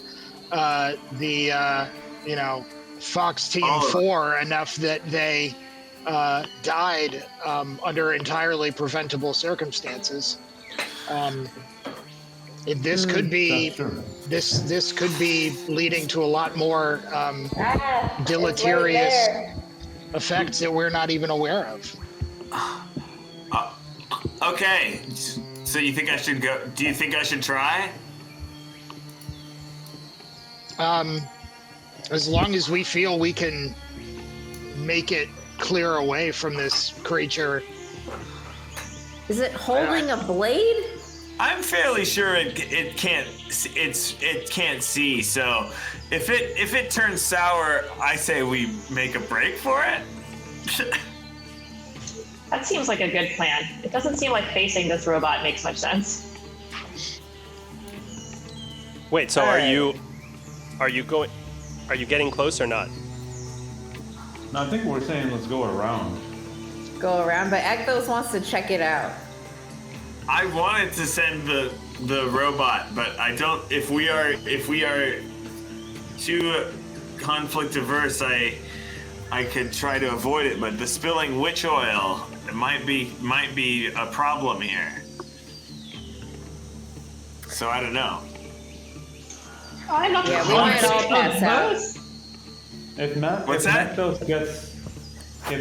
gets swatted into smithereens, how would you feel about that? Because he just took out that palm tree. I'd cry, I guess, but I could fix him. Okay. All right, send him in then. Send him in. Let's see what happens. Okay. I As want to soon send as him over to. Mekthos gets within 10 feet, the thing swings around on its axis and blindly swipes at Mekthos, dealing 20 damage and destroying Mekthos. Oh shit! Oh no, not Mecto. So Yeah. it brings both fists down, one very far away from Mekthos and one right on top of him. So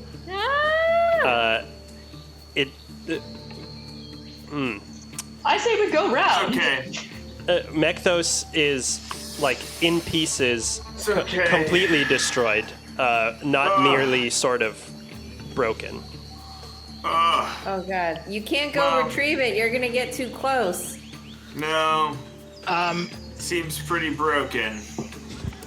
That's within 30 feet of me, right? I can Yes. telekinetically lift the pieces of Mekthos and bring them back over to Exos. Just throw them in my bag. I telekinetically float them like outside of Exos's eye line, So quietly stowing guys. them. Guys, this is gonna, this is like one of my first like field missions, and like, I'm usually like an inside guy, and this is kind of, I feel like this is like a bad core memory for me, like my first time really trying to reach out and do a favor to another robot I see out in the wild, and this is what happens. Yikes. Yeah. So, Yikes. I'm sorry. Dipnip, as We're soon gonna as you have to unpack this later. Dipnip, you try to pick up Mekthos, but it says that your telekinetic hands are like hands, and if this is like picking up, 150 little screws, you're not gonna be able to get everything, so you kind of have to just grab a few things and hope that he doesn't smash them back down as they fly away. So you'll have to be a little bit choosy. Just grab the sapphire that is the heart, please. Mm-hmm. That's the main thing. That certainly does seem valuable. The sapphire. 12 carats, man. Yeah, I'll take special care to grab the sapphire. Giving that Thank priority. you, and oops, and that'll teach me to try to reach out to help another. Oh no. Okay, you managed to extract the sapphire without drawing the ire of the golem. The rest of it, whatever. Sorry. I hand him the sapphire. It's just parts. Just parts. Thanks. I'll make another one later. Let me know if you want to talk later, man. Yeah, it's gonna be a while, I think. But thank you. I'm here. Listen, I'm not going anywhere. If you do need to talk, I'm not available to do that. Thanks. Yeah, actually, Dipnip, I'm gonna just pretend for a while that everything's cool, so you're good. We're all great. I will say a prayer for your robot friend. Even though I don't know that this robot friend had a soul, but I will say a prayer nonetheless. Oh, well, as much as me. I mean, that thing, the soul at least I got. Brachus, by the way, you feel that the size and power of this thing is a sort of personal attack on you. Yeah, I was already feeling that a bit for sure. I mean, my first inclination was to just get right in there and, knock some sense into the thing, but everyone just started talking about it's avoided, it's scary, it killed the Mekthos, etc. So I was just kind of like, well, whatever. I guess nobody wants to fight. Nobody wants to fight the giant, super powered robot, but I would. But fine. But I'm just trying to kind of read the room. I sense something brewing in you. Yeah. Just think of the witch oil, Brachus. Not worth it. Yeah, there's a lot of rage, but sure, the witch oil. Save it for the next guy. So is the strategy sort of to back away from this thing then? And sneak around? Yeah. It is off the I think road, so. it's sort of just wandering through the forest. Should we Through the throw jungle. something? Like, should I throw a rock over on the other side to distract it? And Can it hear though? well, it can react to things within 10 feet of it because it killed Mechthos. Remember when it killed Mechthos? Yeah. When Mechthos died? Yeah, I remember that. Yeah. Oh yeah. So, Do you guys remember that? So we just need to get the rock within 10 feet on the other side. It'll spin around, be like, fist, smash, like it did with Mechthos recently. Yeah, I remember that. But we just have to do it with a rock this time. Well, why don't I just use my magical tinkering on a couple rocks to make the rocks make noises that are like, hey, come get me, rah. Yeah, it can get me rah. We can record into these rocks. I'm gonna just take a minute. I'm gonna do one that says headless robots suck rotten eggs. Oh, yeah. Anyone want to going talk straight to the into? kill. Yeah, let that rage out. Anyone want another one? Anyone want to record a rock? Headless swine. Oh yeah, I like that. Yeah. So I'll give those rocks to Brachus to throw. These equipped with the little mechanism that plays recordings at random intervals. Yeah, so I throw them aiming for just within like 9 and 7/8 feet away from the other side of the robot. Okay. So it's relatively trivial. You don't need to roll because you're just trying to throw them away from you, which is something that even a mere school child can figure out where away is. That Heroes like us. So you Hits throw you in it. the face. It doesn't even have a face. See, all these problems are obviated. So you throw it over the robot. It seems to perceive that these things have landed and are saying, what is it? What kind of robots suck rotten eggs? Headless robots suck rotten eggs. So it takes offense to that, severe offense. How could you not? Turns and starts walking in that direction. Nice. We did All it, right. guys. All right, run. Yeah, let's go, cowards. Yep, you did it with no problems happening. Yeah. Not at all. I can rebuild it. R.I.P. Mechthos. Ah. As you crest the sort of next hill, you see in front of you the fort. It peeks out in all of its out of place splendor, contrasted with the island. It has a huge outer wall perimeter, and even over that, you can see peeking this big tower, and you, from your vantage on the hill, you can kind of see a pentagon-like shape to the thing. That's it. That looks like where we need to go, guys. Yeah. All right, onward. Get in line, everybody. Everybody get in formation. Come on, Dip Nip. Everyone This keep field their mission stuff is cool, I gotta say. It feels cool to be told about stuff and then to like see it in person. It's like, yeah, I see what you were talking about on that map. It's cool. Yeah. It's cool. I'm happy to be here with you guys. Can I do an insight check to see if like Ekthos is kind of dissociating and like after the loss of his robot, whether he's just in complete denial? Definitely. Roll insight. Absolutely. Let's see what he... Oh, yes, absolutely 100% lying. Would much prefer to be alone, does not like people, but is pretending just so to not have to think about how he just lost his companion. Yep. And Verticus is doesn't have the highest EQ. Just gonna put that. So he's like sidles up, as they're walking to Ekthos, and is like, "Well, let me tell you about some nice scriptures, some blessings I think might help you in this time of need." And he just wow, keeps that going. sounds great. That sounds really great. Ekthos says that it sounds great. I come up behind Ekthos and give him a big slap on the back, and I say, I'm really glad you're not upset about Mekthos dying.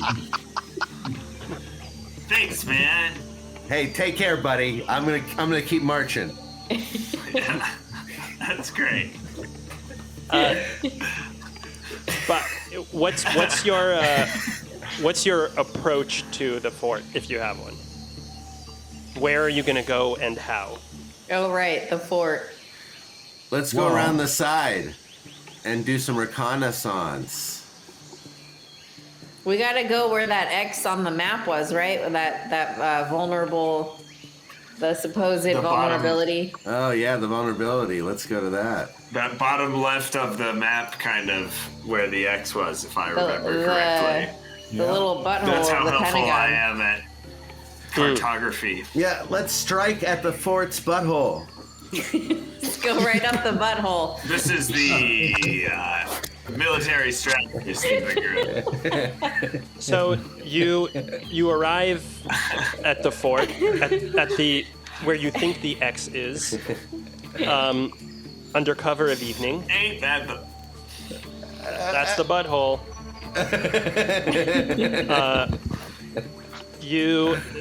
The fort is large. It's more of like a functioning keep than like some frontier, bivouac. And inside, you hear some sounds of soldiers barking orders and shouting jokes at each other, and also barking dogs, and some sounds of work being done, maybe construction or repairs, something like that. Nevertheless, for a fort, it's quiet, and you can easily discern that it's not fully occupied. Based on the Risuri speech that you hear, it seems that the Duchess's forces have entirely taken command at this point. The outer walls are covered in this lattice work of iron bars, which are intermittently inscribed with faintly glowing runes, and it's now reflecting the moonlight. The calm water of the Ateliotes Sea is also reflecting the moonlight, and even over the large outer wall you see this inner keep, this lone cylindrical structure that's standing out above the rest. And the darkness and soft breeze are a nice kind of relief from the day's heat. The subtly salty air is also carrying the smell of cooking meat and roasting jungle fruit, and it's a brief period of calm. And while you decide what to do, we'll take our break for the evening. So we'll be back in 10 minutes. And for everyone watching, the gang just arrived at Axis Fortress, where the Duchess is holed up and guarded by her rebel forces. They're going to try to infiltrate, and the idea, at least, was to for their predecessors is to open the seawall and allow in the Risuri forces so that they can remove the Duchess and prevent all-out war from returning. But we'll see how well that goes. See you all in 10. All right. See you in 10. And See ya. for those in the chat, we'll still be chatting along during the break. Bye.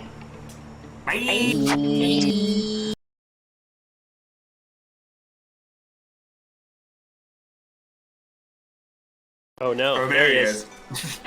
Hello everybody, we're back. Just and ready. like that, huh? We're back and ready to infiltrate. Hell yeah. Better than ever.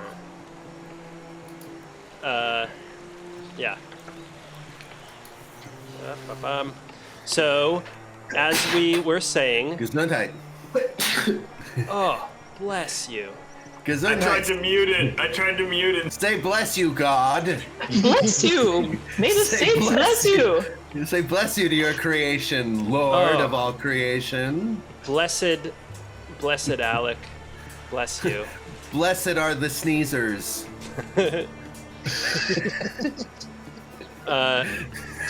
So, here we are at the very base of Axis Fortress, waiting to get our fortress on. Oh wait, there's something wrong with Ren's feed. Oh, nothing. Okay, there he is. So, you've arrived at the fortress at the spot where you believe that you are supposed to be casting the pass wall spell. Yes. That will let you infiltrate. Inside, you can hear at least a few dozen men. Certainly enough to hold the fort, but not sort of the fort at its full capacity. It's still not clear, by the way, exactly how the Duchess's forces were able to capture the fort or infiltrate it, but nevertheless, here we are, ready to prepare for the next stage of the party's mission. The Fox Team 4, before they were killed, they were charged with infiltrating the fort, opening the seawall for the Rasuri Navy to get in, and alerting the Navy with essentially a flare, an enchanted arrow shot into the sky. Maybe you will be able to do the same. Maybe you'll have a different plan. Who knows? All right. Wow. Oh, Let's figure it man. out. A few dozen. You guys, do you think they're maybe all enchanted by this witch oil situation? Everyone's just hallucinating. I mean, that would certainly be terrifying. A terrifying theory. I guess we just have to enter the butthole to find out. Yes. Isn't Isn't it always that way? What did we know about again, guys? I'll just keep saying it. I'm no military strategist, but what were the Fox Force Four's plan? An enchanted arrow shot into the sky? Yeah, we don't have an arrow like that. No, but we got stuff. I don't think we even have arrows. I guess Enchanted I or already otherwise. destroyed one of my. Oh, Ume I have does? arrows. Oh, Ume has arrows. No, you have the arrow. Could we enchant an arrow ourselves with the same spell? Does anyone know fairy fire? Not me. I mean, I've got fairy fire. I of sorts, you know. I can do my own version of fairy fire. Mm-hmm. You could, however you cast it, we can tie whatever object you use to channel the spell, we can tie it to an arrow and shoot it, and that will approximate what the military is expecting to see. And again, what I have string. how's that gonna let us Well, in? that's the signal for the military to come in and, save Right. our ass. There's right. no, Once we can't once we take get out. the seawall open. Yeah. Yeah. Do we know how to Okay. do that? So Do we we gotta know we gotta anything get, about the interior of the fort? I could send a little tiny scout, like I mean, a we have spider that or map. something. We have that map, right? Here do we get the map? What does the map Yeah, show check out us? that map. Of the fortress. You can feel free to look at the map. Is it under fort view? It's Fortress Map. Do you not have that? No. Now you should. Fortress Map. Yep, there it is now. There it is. Well, if we have a spider scout, why not send it? During this time, Ekthos has been holding Mekthos' hand, which he's been fashioning into a tiny little spider. Ooh, upcycled. Hey, Ekthos, is that Mekthos' hand? This is actually a spider.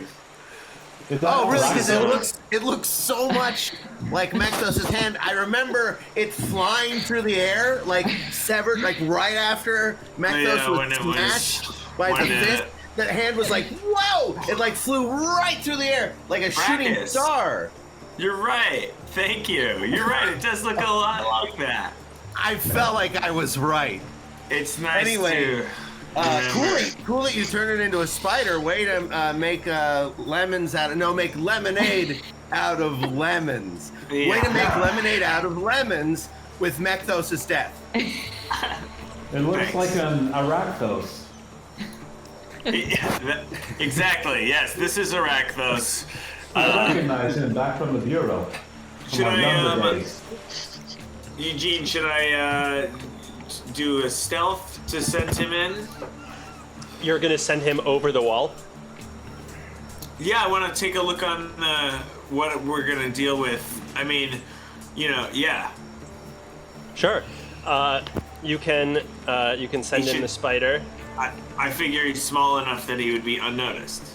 Yes, and spiders have spider climb, so they can go up difficult surfaces. Yes. So, yeah.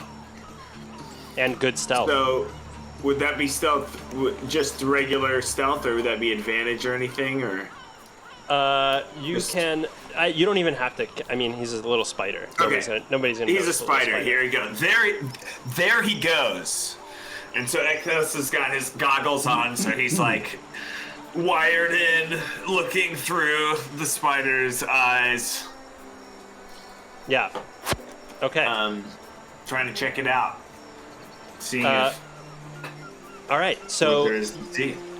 Arachthos climbs up over the wall of the keep. As he's sort of walking along the parapets, you see a few soldiers there, but not many. Now over the wall, and it's only about as wide as one person patrolling. Over the wall, you see a bit more of an established settlement than you were expecting. There's maybe 40 or 50 buildings within the fortress, in addition to the central keep. You're seeing this through Arachthos' perspective from above the wall. And kind of reporting as I'm seeing what's going on here. And maybe around 80 people walking about that you can see. And that's just, okay, yeah.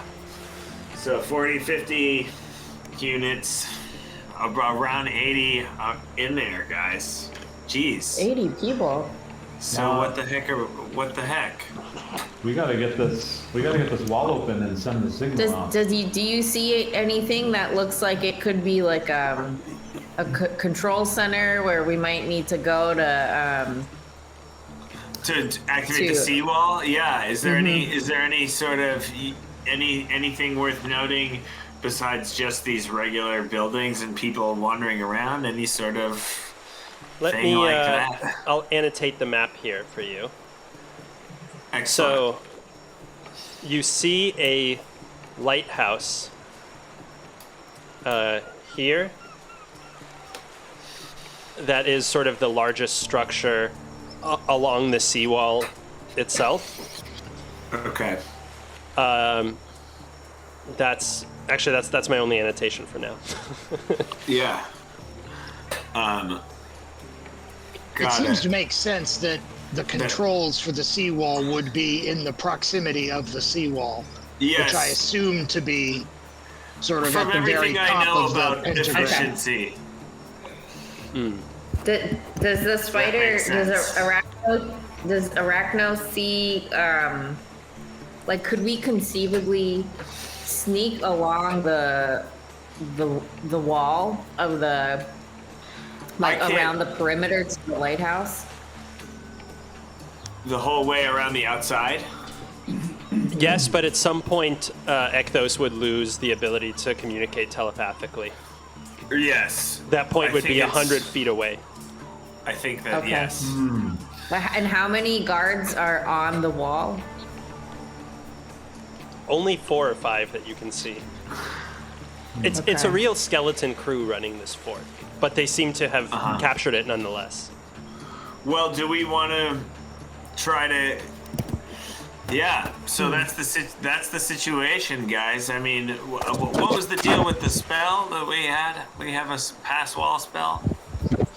You have a spell of Doesn't pass that come wall. into play here?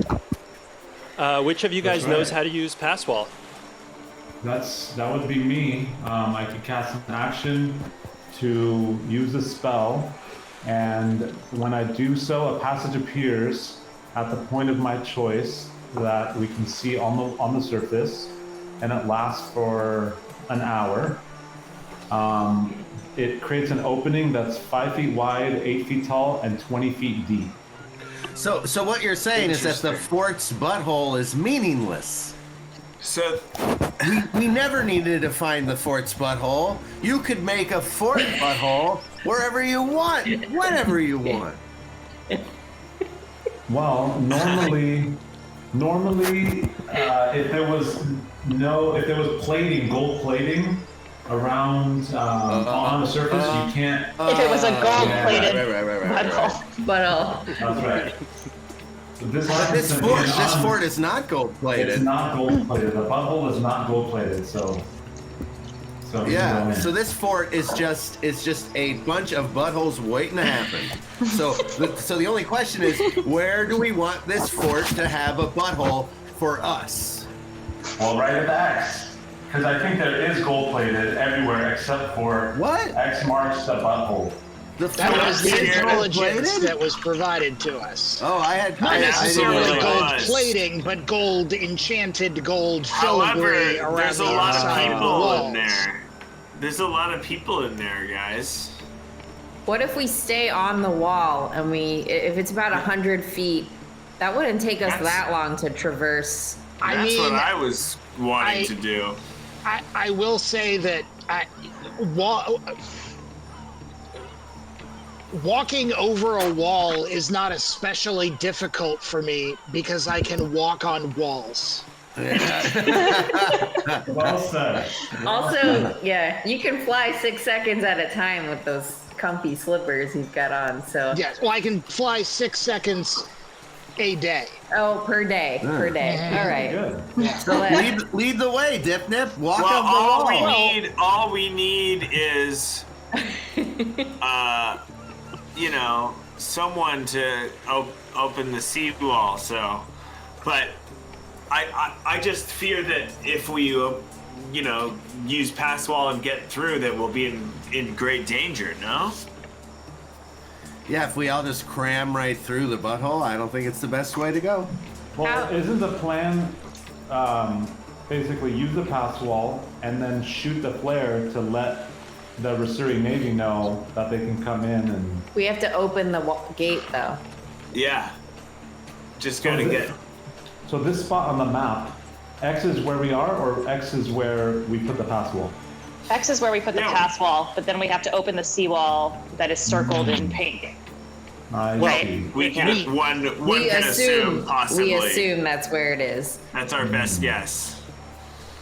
But could it possibly be in this in the map? There's this like brain-looking, what looks like a command center, kind of in the middle of the Ekthos, fortress. what you see over the interior wall is, in addition to the 60-foot tower rising up, is a hedge maze.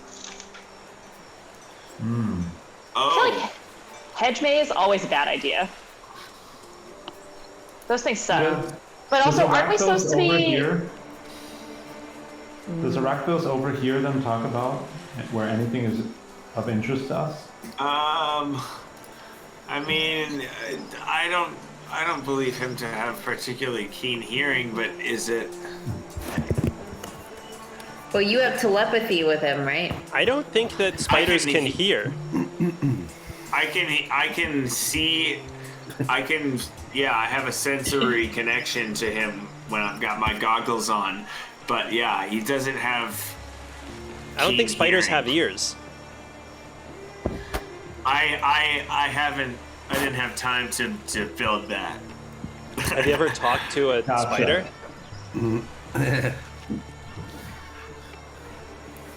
Who here has This talked to a one is- spider? Whom among us? Spiders can sense our I've hormones. spoken to a spider before. My cousin Voldara in the rainforest. He's the circle of the rainforest. Oh. I stand And corrected. so, he's told me, of an experience. Of course, I don't speak myself fluently, but I've overheard conversations. There you go. Okay, well, so we are torn. We are at a crossroads. Do we go toward the hedge maze or the lighthouse? Or do we split up? You're not inside yet, right? No, not yet. Okay. But we have some intel through the spider. Yeah. Why don't Okay, so Why don't we Why don't we- check out the lighthouse first? Because it seems more distant from the central kind of area of this base, and thus we're less likely to attract attention from a great many people. So we look at that We first. can get to it with I can one or walk two along people. the wall That seems like a sound up to plan. it and peer into a window. Yeah, I like Okay. that. about how far does that look like?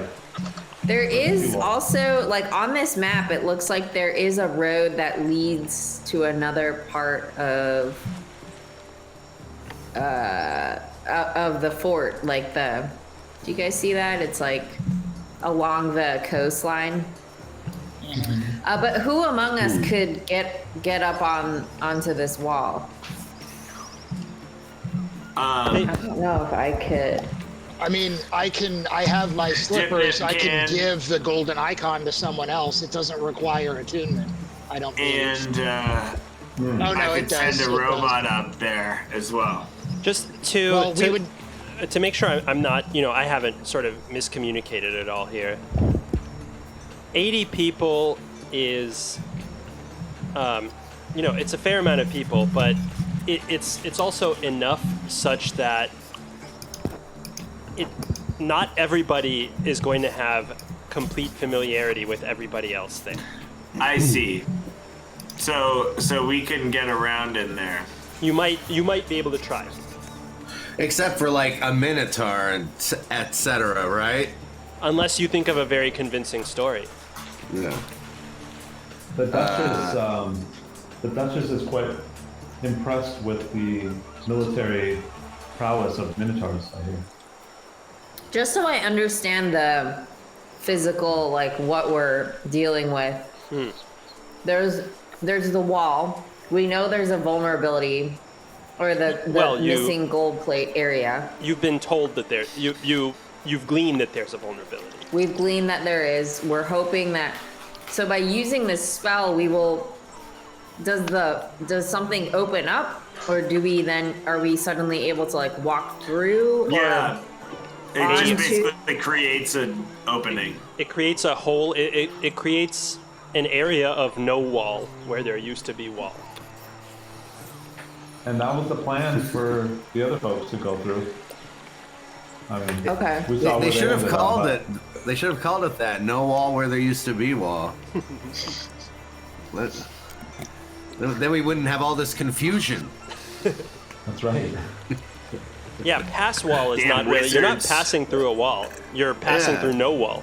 Yeah, Where there no used to wall be where there wall. used to be wall. Come Yeah. on. Come on, everybody. No wall. No wall, no more spell. Wall not. All right. Wall be gone. Well, A wall be gone. are there stairs that go up to the top of the wall? Presumably somewhere. Okay, we have to find it. Or a Let's ladder get even. in there. Let's Oh, go. look, there's a ladder right here. How convenient. Roll for perception. What time of day is it? It's just like middle of the day. No, it's evening. It's dark. Okay. Oh, fantastic. Okay. Well, Well, So what if we, I mean, it looks like from what we know, they're not really too in tune with each other. So what if we pass through this wall and act like we own the place? sure. And then like kind of make our way along kind of the inside of the wall towards the lighthouse. Yeah, something like that. Like Seems like a good plan. Like down this road. Is this Jaya? Jaya, is this what you're talking about? Like go from Just like, I'm pretend talking like, about this. you're used to getting carded like that, Just it's about confidence. It's That's like right. That's right. How do I get rid of it? It'll disappear. Oh, my bad. So should we go through this Let's do deal? it. Let's do it. Okay. Enter the hole. No, it's cast your spell. That's right. Okay. Let's get the hole open. Okay, so I pull the scroll out and I unfurl it, and I cast a spell that activates this scroll, and when I do so, the otherwise unintelligible cipher on the scroll transforms into something I can understand. And in front of me, the wall, the floor starts to, the ground starts to shake a little bit, and the wall creates, from the center, there's from a singular point, opens up a hole that allows us to see right through into the inside of the fortress. Yeah, and the rocks sort of get sort of they don't disappear, they shape around this opening that you've created. And inside, so now you're seeing sort of a it's not Richard Scarry. You know who the guy who does the cross sections is? Oh, What's yeah. his name? Yeah, Richard Scary No, World. Richard Scarry is Busy Town. This is What scary are you talking about? Are you talking about like amazing cross sections, like Exactly. of ships and stuff? yes, the best. I don't remember who actually drew those. So you're now seeing a cross section of the wall, and as Dipnip was intuiting, there is a sort of inlaid gold mesh material in there. Every once in a while, there's a kind of studded opaline point. Who knows what that does? But for you, the way is clear. Nobody's on the other side, and you can walk right through. You're in the fort.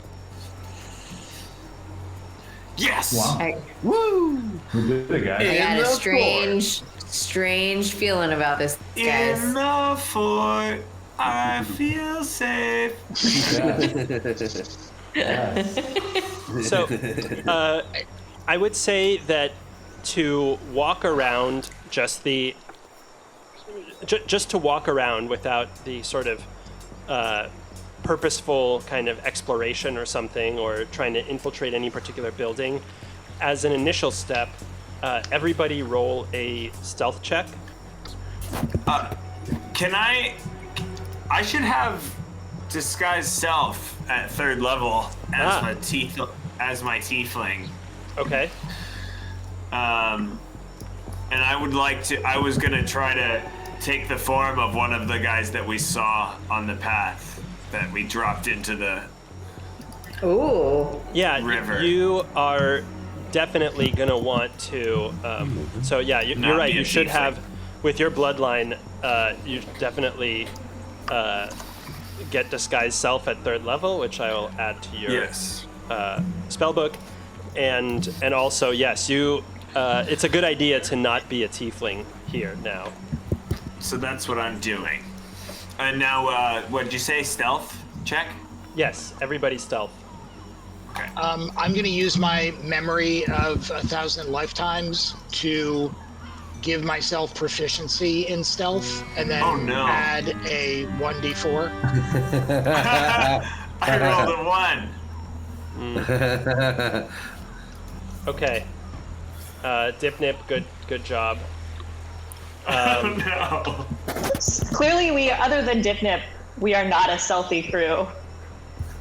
So we've got. Ume's just so small. No one. That's true. So as you're moving about, Ren and Ekthos, you guys in particular are just Ekthos. Maybe it's because you. That's why I'm in a disguise. Yeah, you're sort of. Why are you shouting? Stop shouting. Yeah, you are having a hard time acting naturally, and you're sort of drawing the attention of some of the guards. You know, you notice a bit more first murmuring. field mission. Yeah, It seems that people are mildly alerted, but nobody is really coming up to you so far. It's just that the idea of other people walking around purposefully has made all of the guards that you've encountered seem like they're sort of like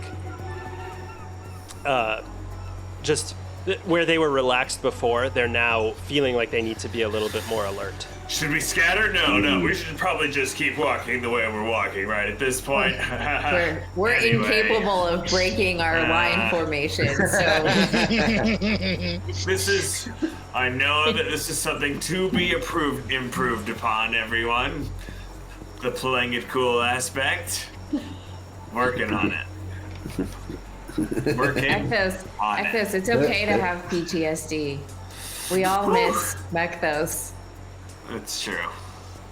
Oh, I don't know about that. I'm not so sure about that. Seems weird. I try not to do that. That as in have emotions. Have PTSD.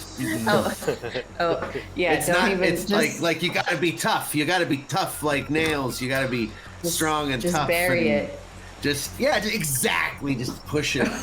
Do you think we're about halfway there, but 75% of the way there? Do you think that we're walking along this wall? Come on, right, guys? We gotta be. I know we're not gonna be like looking at the map in public so much as we do this, but we gotta be almost there, right? We're not awkward at all right now. Yeah, we're just gonna keep walking this road. Yeah. All the way down. We got our orders. And pretty soon we see, I think we're coming up along the water, along the shore. So yes, you do get to the harbor, which is a, it's more, it's bigger than you thought. And one thing that you notice walking along is some of the buildings seem like they've been destroyed, but not really. The fort is mostly intact, although there are definitely signs of battle. You're beelining for your destination here. Don't see. Yeah, I think so. Yeah. As unsuspiciously beelining as possible. Yes. That's right.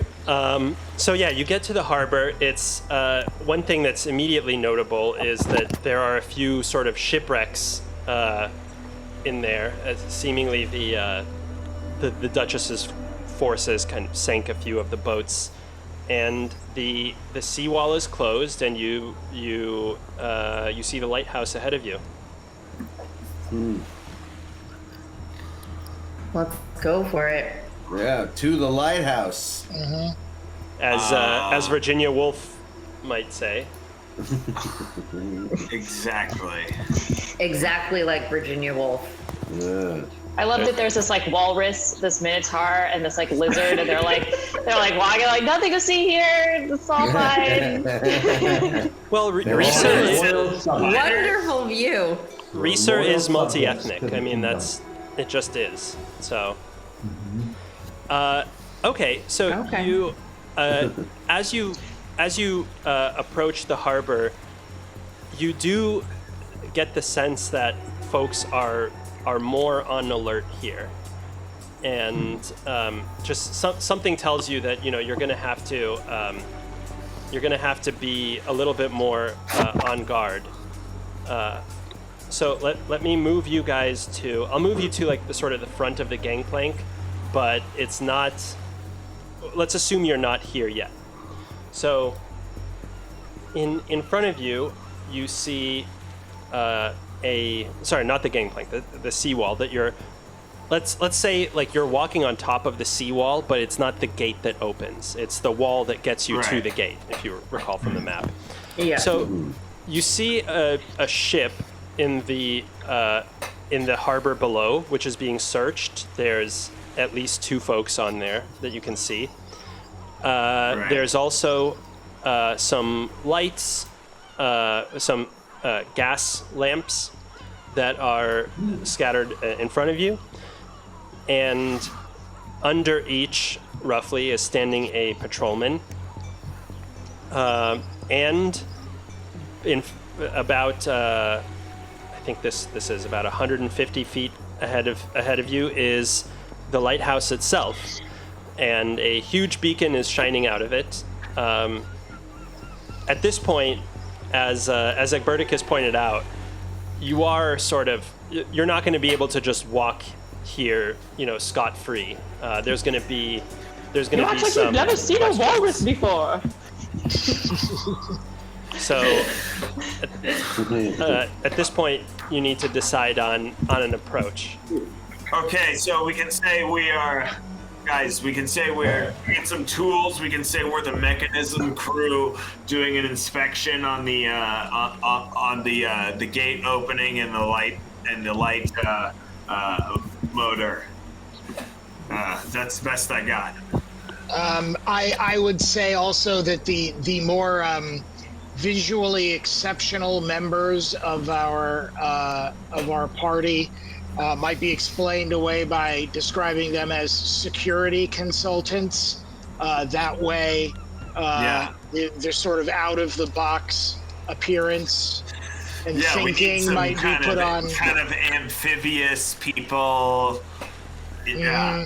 Well, also, Egberticus just goes, "Who would like a cookie? I have cookies. I have brought refreshments."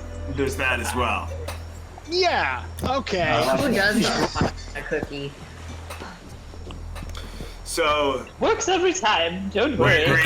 Everyone loves my cookies. We're a technicals crew here to do a security check for the mechanisms. Mm-hmm. Okay. Who's gonna be the face here? I guess Me, I'll go ahead and me. take. Oh, Egberticus. With my Go for it. cookies. With my cookies. I can be very persuasive. I can be so persuasive. Do it. Put on your cookie face. I actually don't know if I can be persuasive. I didn't look at my character sheet. Yeah, maybe anyone with charisma. I've got a 16 charisma. Oh, Yeah. thanks. Oh, nice. Yeah, that's. Thanks indeed. I have decent charisma, but not that high. But I have an 8. Put me in, coach. I just feel like Egberticus would go for it. think that he would be more charismatic than he is, therefore would push to move for this. So, all right. We're so what am learning I a lot of things on these missions. What am I rolling, Eugene? Well, nothing yet. Let's see. We might not get approached. The idea, That's true. And, hey, Oh, that's true. That's the true. Good idea is to not have to Act talk to normal. anyone. Pretend. Everybody act normal. Do not engage. Yeah. I Egberticus take kind out of my fluffs himself up big and ass. marches. I have a big notebook, and I take it out and start just taking notes, but really just doodling. I pull out just some tools to tinker with as this is as we're walking by. Under the first gas lamp ahead of you on the seawall is a kind of plump, boyish-looking patrolman who you see kind of mumbling to himself and tossing a rubber ball up in the air and catching it when he spots you suddenly. And the three visually exceptional members especially sort of catch his attention almost immediately. You look like someone who would love a cookie. He notes your invitation to have a cookie, and he says, "All right, Duchess's orders. I'm gonna need to ask you for your business and find out exactly what it is that you need on the lighthouse here."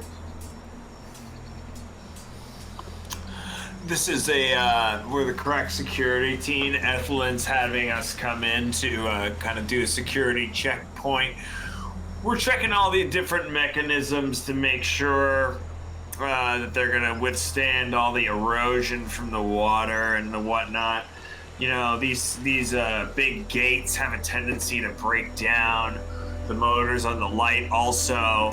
You know, we don't want a big ship crashing into us, or the gate opening, or let's say a big ship crashing into an open gate. And that would just be a big ship. That would be like, you know, have you ever read that Scroll Speed 2 cruise control? It would be like that the ship kind of crashes into the whole town.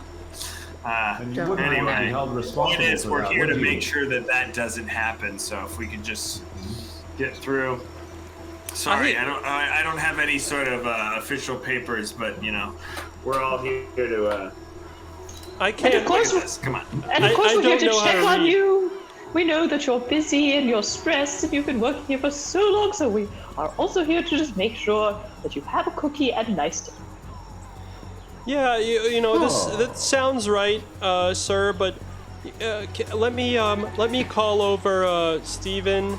I have to escalate up to him for any Oh gosh. breaches of I hate this kind of corporate speak, protocol. you know? You gotta escalate up to him. Yes, circle back with Steven. Hey, look, truck boy, man.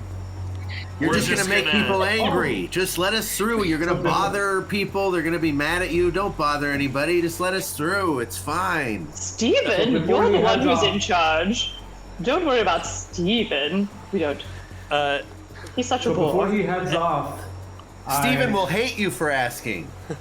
So before he turns to go get Steven, I'd like to cast Charm Person to possibly convince him to just let us go by.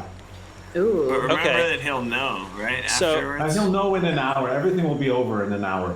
Okay, so All roll Charm Person, and then Ekthos, you roll a Persuasion check. So it's this guy. Wait, has he taken the cookies? Did he take the cookies? He hasn't taken a cookie yet. Okay. Because I was gonna say, if he had eaten my cookies, that You'd probably. think that would give that- advantage. no, Oh, yeah, no. exactly. Yeah. My rolls today. I had rolled so well in the past that I am now being punished Well, but mightily. you can But how much is roll it? with roll again because you have advantage due to the charm spell. Oh right. Oh, that is nice. That is very nice. Ren with the save, Oh, and there you go. nice. That was a significant So difference. big improvement. So the patrolman says, "You know, you're right. Steven is probably just gonna get mad if I ask him. So I knew it. it's probably just a good idea for you to just go." Thanks. Sounds fabulous. Good on you, man. Yeah, make him eat a cookie as long as he's charmed, Agberticus. You're Jam it doing in a his great mouth job. if you We're have gonna- to. Oh, We're that gonna put in sounds a good word for you. that sounds good. What kind is it? My own blessed cookies. Can't describe. They're the best. Don't worry, hypoallergenic. Is there any cinnamon? There might be a pinch, but don't worry. I can't eat cinnamon. There's no cinnamon in it. Just eat the cookie. You can pick it out. Cinnamon Yeah. in it. That's fun to Verticus say. kind of- Have you ever tried to say that cinnamon in it? I mean, you did. You said it just now, but it's fun. Try it again. Cinnamon in it. Cinnamon in it. That's And fun. Verticus kind of like, you know, the idea that someone wouldn't eat his cookies, but he does understand allergies. He's like, oh well, never mind. Okay, Hey, man, I well, was once working on a paper, and then I was like telling someone I edited it, and I was like, I edited it. I edited it. Yeah, that's fun So too. I get it. Yeah. I grab the cookie from Egberticus and stick it in his mouth, and I say, "There's no cinnamon in it. Taste it." Okay, You're let's not gonna go. Let's taste move any on. cinnamon. Let's move on. Let's move on. Everyone's moving. He's like Are we- choking up. Are we moving to the right, or do we go? Just keep going up. No, do we go? You gotta go talk to the second guy now. Ah, Okay. what? The boat guy? No, well, Oh, you're going Steven? you're going up to the lighthouse, right? Yeah, yeah, Okay, yeah. so we can go straight, is what you're saying. We can continue. We Yeah. don't have to go to the left. Yeah, and talk to Mhm. Steven. Okay. Okay. So, no, you don't know that this is Steven. Also, in this land, I love that there's just someone called Steven. Yeah. Okay, it's fine, Stefan. Of course. Doesn't Stefan sound like that more there's Steven. fantasy than Steven for some reason? Stefan. Yeah. Stefan. Well, Steven sounds more fantasy. I can see Orlando Bloom playing Stefan. Yeah. I can't see him playing Steven. No.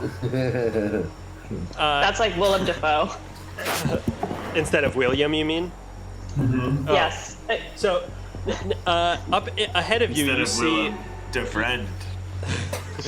There we go. William the neutral. I've never liked him because of that. With Defoe, I want to fight. This is actually a assume. big coincidence because the referring next to guard, you. Yeah. the next guard's name I'm is like, is come on, Willem. man. It's Willem Dafoe. Oh He's- my gosh, what a coincidence. He says, "All right, I see Jeremy let you through. Jeremy. What's your business?" What's your business? Contraptions, yeah, but security checkpoint on the mechanisms, gate mechanism in the motor for the light. You know, The lights. we don't want big ships crashing into us in the middle of the night. All these machines have a life, like your heart, like you and my heart. How eventually we're gonna all, thankfully, just our heart will stop beating and we'll Yeah. die. Like the machines are like that too. So we got to go in and make sure everything is nothing needs to be replaced. Yeah. What's a heart? Perhaps we could forego the technical route. I'm sorry, we're all engineers, so that might happen. We've Basically, gotten- yeah. things are old and we gotta replace them. All right, well, I'm instructed to provide for the safety and assurance of the lighthouse, so I'll come in with you. Bly is already in there, so I'll follow you. It sounds like it's on the up and up. Sure, yeah. yeah. Well, wait. I mean, you could follow us, but you should know before you go in. These machines, they sort of run on ghosts. There's ghosts. Like, I hope you're not afraid of ghosts. Okay, yeah. No. Because machines, I can tell that you're not the most technical guy. You don't know the most about how machines do what they do. So I just want you to know before you follow us in I there. just got them. I and don't. Yeah, I don't exactly. know how right. they work. And you guard them so well. He does But seem you great, probably really don't good at know guarding them. that there are ghosts in machines, and that's how machines go and work and do the things they do. So you can come in. Of course, we wouldn't mind at all. We don't care, but you might mind all the ghosts wailing and shaking their chains and they smell very bad. They smell very bad. They stink and they want to stink. They like stinking, the ghosts. They're doing it on purpose. So you're going to smell them. You're going to see them. They're going to be loud. They're going to terrify you. So just so you know. I mean, they're at least going to attempt to terrify you. And in that instant, I cast a cantrip to create the faint odor of this stanky ghost that's wafting from behind him. Oh my god, I think I smell it already. You do smell it. That means, okay, that means if the ghost is leaking out of the light mechanism, that means we really should get in there. Wouldn't you rather stay out here and have a cookie? Well, have a few cookies. It'll make you feel better. It stinks. It stinks to... Listen, you don't want to mess with stanky ghosts. Bracket, shove a few more cookies into this gentleman's mouth.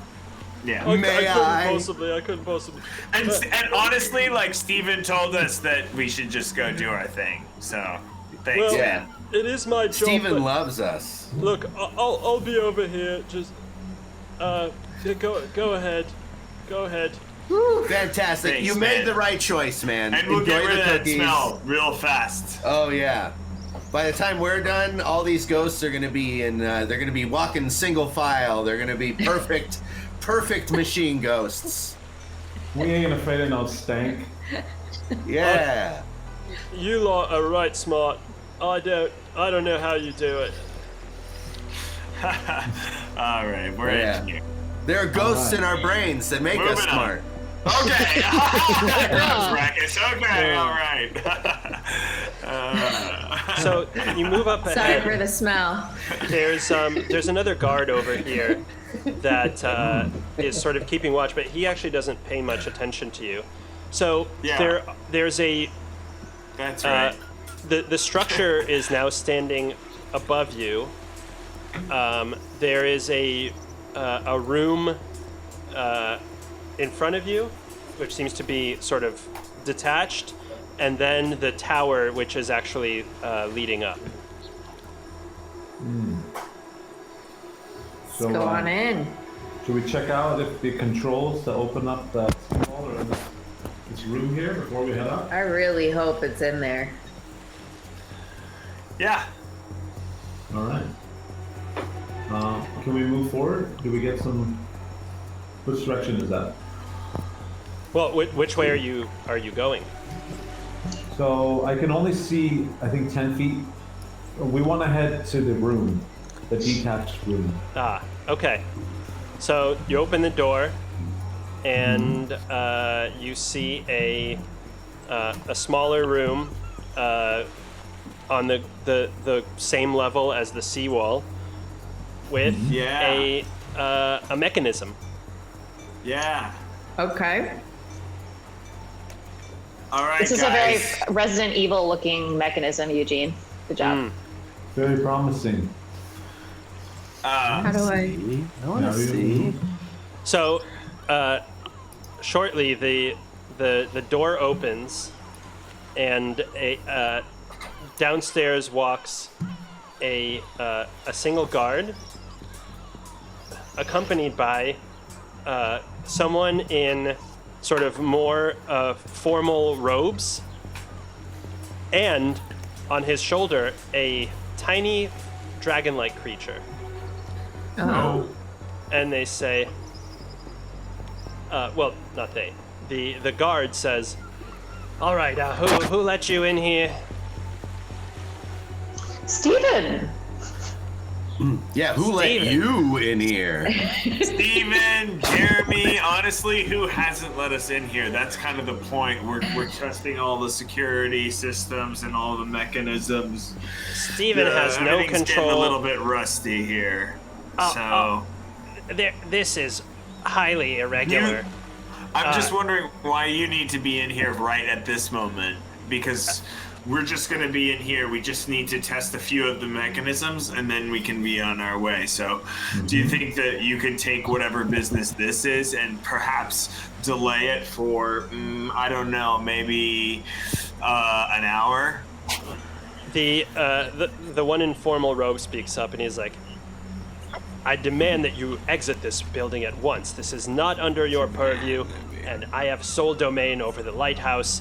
The Duchess could not have been more clear with her instructions. Exit now. So I suppose you're gonna fix all the broken ghosts in the light machine. Oh boy. Is that right? He, the dragon thing on his shoulder hops down, and he says, I'm not gonna ask again. Oh. The dragon speaks? The guy in robe says that. Okay. Well, Yeah, listen to serious. Mr. Shoulder Dragon, taking a big tone. I take the tone that is appropriate of my station. Yeah, and I'm just saying, everybody listen. Listen to this. All right, sorry, I feel Bracket's as- getting ragey. Bracket's getting ragey over here. I feel as if we may have gotten off on the wrong foot. We've just been Oh, given orders. there's no doubt about that. We were under the impression these orders came direct from the Duchess. We just need to Exactly. perform a few sensitive tests, and Yes. we've got the appropriate equipment to zero out the effects of our vibrational frequencies in this room. But I'm afraid And things those should of be you brief. It should be brief. very brief, very brief. We only said an hour because that's the most it could possibly take. We're looking more like, I would say, something like between 15 minutes and half an hour. Minutes. So you're trying to get him to leave the room? Yeah. Yes. Roll a persuasion check, Dipnit. Okay.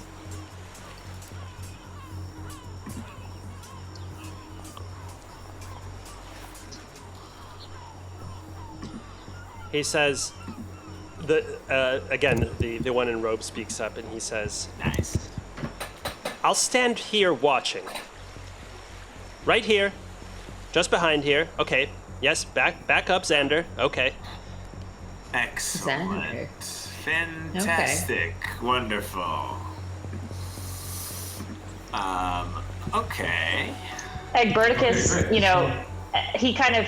Egberticus kind of waddles up to the entranceway, and because he knows that if he stands and sort of like puffs himself up, he can block the view a little bit because he's kind of a big guy. Okay. Okay, Verticus so the is plan- puffed. Is there Okay, a way to pretend to be performing maintenance while attempting to discern the function of this device, whether it's even the correct device we're looking for? I will definitely be able to attempt that while using investigation, I would say, which is something that I'm in. Yeah, you can First roll that. investigation with advantage, actually. Well, that's enough. Okay, This, as far as you can tell, this is the way that the seawall opens. Yeah. So, okay. So, while kind of, we just need to stall a bit. So, all right. So this seems to be all in order. While this is happening, getting one of my fairy fire grenades out of the backpack. Mr. Dragon Man, you should really try some of Egberticus's cookies. Yes, They're and, just, they're just Oh, yes, have I delightful. mentioned my Brachus, cookies? does this seem to be in order? Handing it to the hawk, Yeah. which I am. So, And then, in response to the cookies offer, the guard sort of reaches out to Egberticus, but the man in robes puts a hand on his shoulder and he says, I'm not hungry and neither is Xander. Your loss. My cookies are renowned. Yeah, you're big. okay, loss. so we're just gonna go ahead and see if this works. And Ekthos tosses the hawk out the window at the same time as activating the seawall device. Wait, why are you tossing the hawk? Because it's got the The fairy signal. fire The signal. signal. For the research. The hawk has the fairy fire grenade. Yeah. Okay. You activate the seawall device, and as soon as you open that door, the man in robes, his eyes grow wide. He understands the error of his judgment, and you've all got to roll initiative. Dang. Oh boy. Happen. Kill, It's kill, bound to kill, happen. I'm kill. about to engage. Should have taken my cookies. Oh, oops. Trying Engage. to warn Oh, you, buddy. Hey! Whoa, Brackus is ready. Brackus is very ready. Do it. Did it do it? Oh yeah, it did do it. Okay. So, the grinding gears of the seawall mechanism start to get in motion, and the doors first open just a crack, and then they start to move very, very slowly, unnervingly so, as the forces within the lighthouse first begin to descend. So first to act is Brackus. Let's go, Brackus. All right, jeez Louise. Let's go, Brackus. On my screen, it's a little shadowy. I'm not really. Oop. I'm not seeing any enemies. Well, because you can't, from your perspective, you really can't see any. Oh, okay, so I have to move a little. Yeah. They're So is our game supposed to be paused? around the corner. Yeah, it says game paused. Oh, my game's not paused. No, I guess not paused either. Oh, it is paused. Oh, it Yeah. does. There we go. Oh, there it is. There. Ah, there we go. Okay. I'm then finding it all gonna- very exciting, actually. Yeah, well then I'm gonna move a bit to see what I can see. These guys, there they are. They're those little things. Okay, so here's a jerk, and here's another jerk. Two Both jerks up and I'm gonna move right up to the face. And let me go and get my favorite thing to kill people with, the great axe. And What a good axe. This One of the best. it's just a wonderful axe. And now I'm gonna go right for this James Woods looking guy in the front. Yep. All right, great axe. Do your stuff.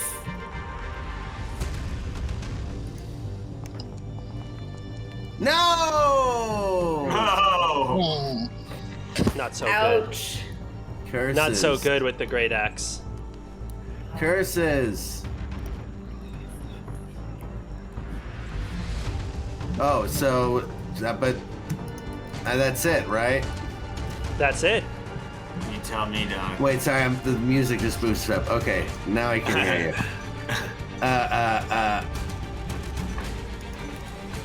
That's all you can do. at the That's all I can do, yeah. Next turn. All right. Dipnip, you are up. Polar I opposite man. I have sight line on the wizard, right? Yep. I am going to cast Fling, which I believe is 1 psi point. Yep. Oh, I have to I have to target. Yes. Okay, this guy, and then Fling. Nice. Are you flinging him up? I'm flinging him straight up in the air. It is a lighthouse, so yeah, that's very possible. So he gets picked up, failing his strength saving throw, and gets launched 40 feet into the air, straight up. Nice. Love that. Booyah. Do you allow him to fall down? I don't have a choice. Yeah, I mean that's not I can't. The spell doesn't include me floating him. It's just he goes up and then comes down. He goes up, gets shot into the air. Must come down. His ceiling hits against, or his back hits against, and head hit against the ceiling of the first tier of the lighthouse, about 50 feet up, and you hear a scream as he falls flat on his face into the ground. There's a sickening thud, and he turns into really just a smear on the ground, dying. Ooh.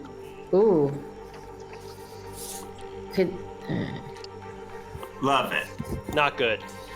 Can someone give me a visual of where this wizard is? In the lighthouse. Okay, well, I have dark vision. I can't see anything. Where are you? I certainly right don't. now?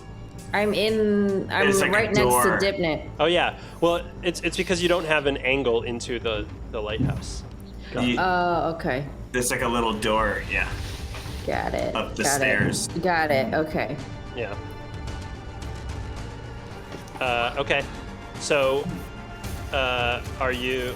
It's actually. Are you done with your turn, Dipnip? I'm going to kind of move just a little bit out of the way. Can I move? I can't move into that space. I'll Yeah, just go here. through a wall. Just like a little bit of movement. Okay. That's it. Done.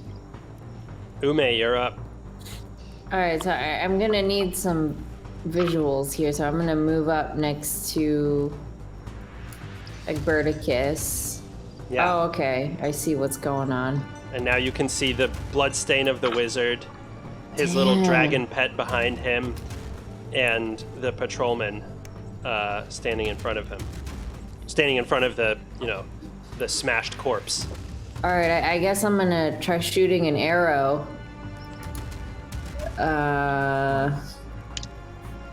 Let's see here. Let me get my targeting on. What do you guys think about this drag? I don't know. I can't shoot a fellow creature. Hey, I'm going for the guard. sure. Fair enough. I feel like this dragon could be like a child of mine. Well, you might want to look the other way in a moment. Do I? Thank you for the fair warning. If I'm shooting arrows, do I use my short bow or the arrows? Short bow. Short bow, okay. Here we go. Ooh-wee, Mr. Critical. Guard. Let's go. How about that? Damn, I'm such a good marksman if I do say so myself. That's some double damage. And that's it for me. Let's see here. hit critical, yeah. Oh, the damage. Yeah, okay. yeah. Got a damage. Got a damage. That's the most important part. Oh no, I You did can a. move yourself out Wait, of the way. I did a normal. No, it did It's a the critical, same. didn't Okay, it? Oh okay. no, it didn't. But it only adds one, so it doubles all your dice. So it only really adds one. So, Okay. your arrow hits the patrolman right in his heart. Well, right in the area of his heart. But his armor is unfortunately like just in the wrong place at the wrong time for you to do exactly critical damage. But he is definitely flung back with the force of the arrow. Okay. Nice. Damn. Good work. Well, I guess that's it for me. Do you want to add sneak attack since he's within? Oh yes, please. Yeah, so you can Yes, do sneak please. attack Why as well. not, you know? Might as well, because he's within melee nice range to. of Brett. And so you manage to shoot just one more arrow because he's distracted, trying to defend from Brachus, and that one catches him straight in the throat. Distracted. Oh. We're gonna- He falls or to the just go ground. to Mama also. Let me- That's nice. Damn. All right. Booyah Kasha. All right. That's it for me. Classic Booyakasha drop.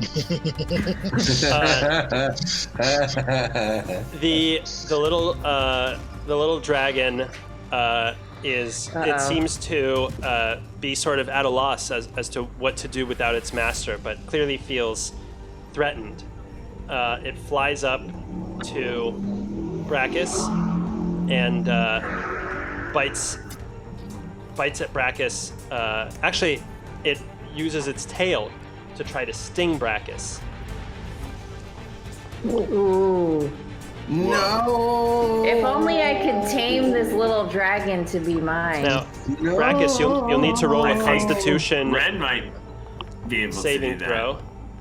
You go. So the tail pierces you right in the shin, and it hurts. Oh, I hate that.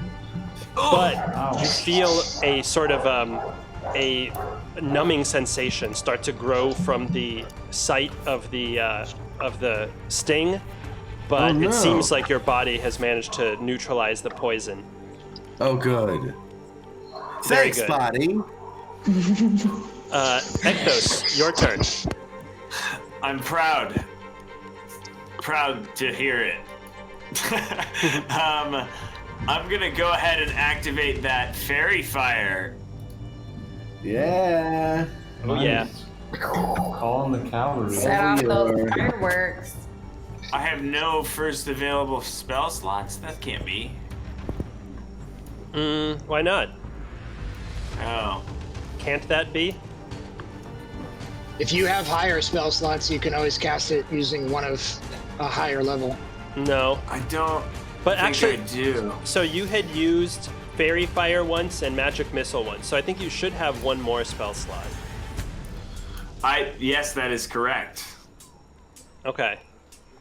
Okay, you can use one more spell slot. All right, because I need to do the fairy fire.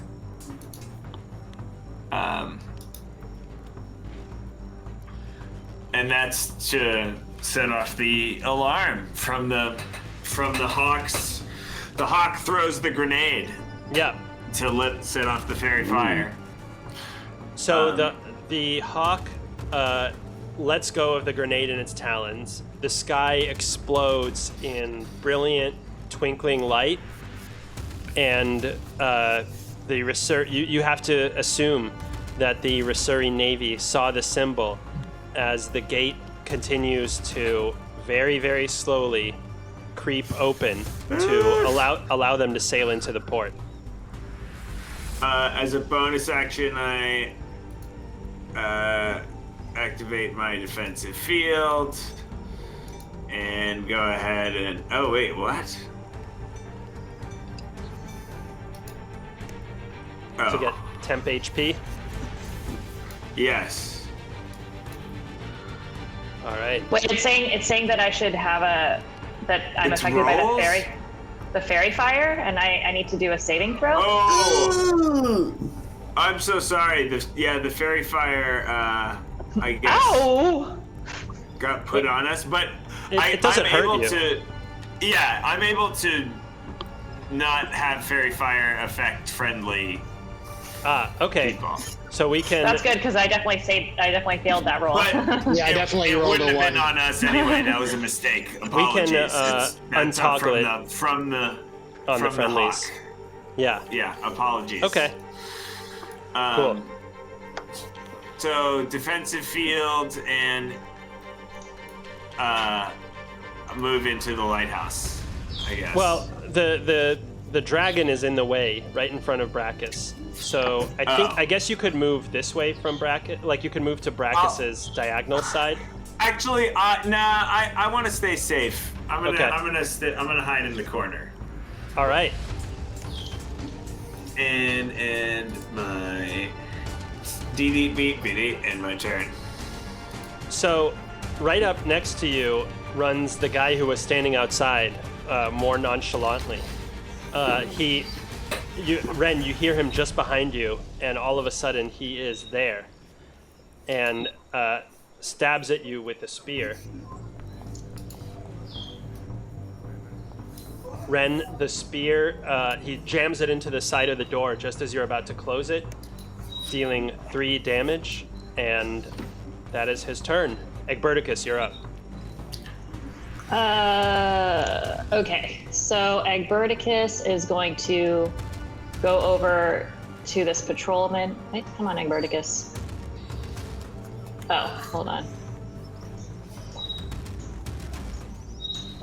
Oh. All right, I'm gonna go back out here.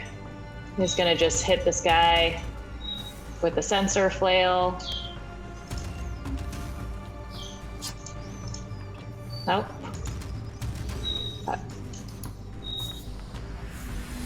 Wait, you can't just go past him now. You can't go through his. But you can I go stand? I guess can you I can stand- go I can't- diagonally. I guess I could, but wait, I can't stand anywhere though. So could I stand here Yeah. next to him? Yeah. Okay. Okay. So you missed. I missed. Your flail. You sort of in the process of like squeezing through the door. He ducked under your flail swing. No, hold on. Can I? Is use of the? It's okay. All right, I will end my turn. Okay. And finally, Ren, you're up. All right, so I don't like the fact that this guy just got the jump on me. So that triggered something deep inside me, which wants me to transform into a giant hyena. So with that, I wild shape. I cast wild shape, Okay. and Something inside of me just wanted to be a hyena. that's right. I mean, when you got to do what you got to do. So then, there we go. So, do I need that item added to my character sheet? Yeah, what you can do is grab the. You have permission over the wild shape folder, Oh, cool. or at least you should now. So you just grab the hyena and drag it onto your nice. character sheet and select You wild have, shape. you have my permission to be wild, man. Whatever shape you want. Hey, you don't need anybody's permission to be wild. Nice. So, this one's hyena. I cast giant hyena. It should be available on my level. Yeah, so you go into actors, allies, wild shape, drag hyena. The actors tab, or the directory, 3 guys. So the actors tab, I have access to 3 wild shape animals. Do I Yep. search actors? So I see hyena, which is a different animal than giant hyena. You want the giant hyena. Yes. Ah, okay. Now giant hyena also available. Why hyena? What's sort of That's what. what are we He, thanking here, hyena wise? He just spooked me. He spooked me, and I'm going into this like kind of maniacal. You're going H mode. I'm going H mode. Giant H mode. So I haven't seen it appear yet. Do I Where? need to refresh? It's not in the folder? It's not in the folder. Oh, sorry. Hyena showed up. But Yeah. not the subsequent giant hyena. Okay, here, now it should be there. Okay, sweet, thank you. Okay, awesome. So then I'm going to. So Animorph style. Ren, Yes. Absolutely Animorph style. his spine curves, his back hunches, his feet become very cute paws, and he turns into a hyena. Wow.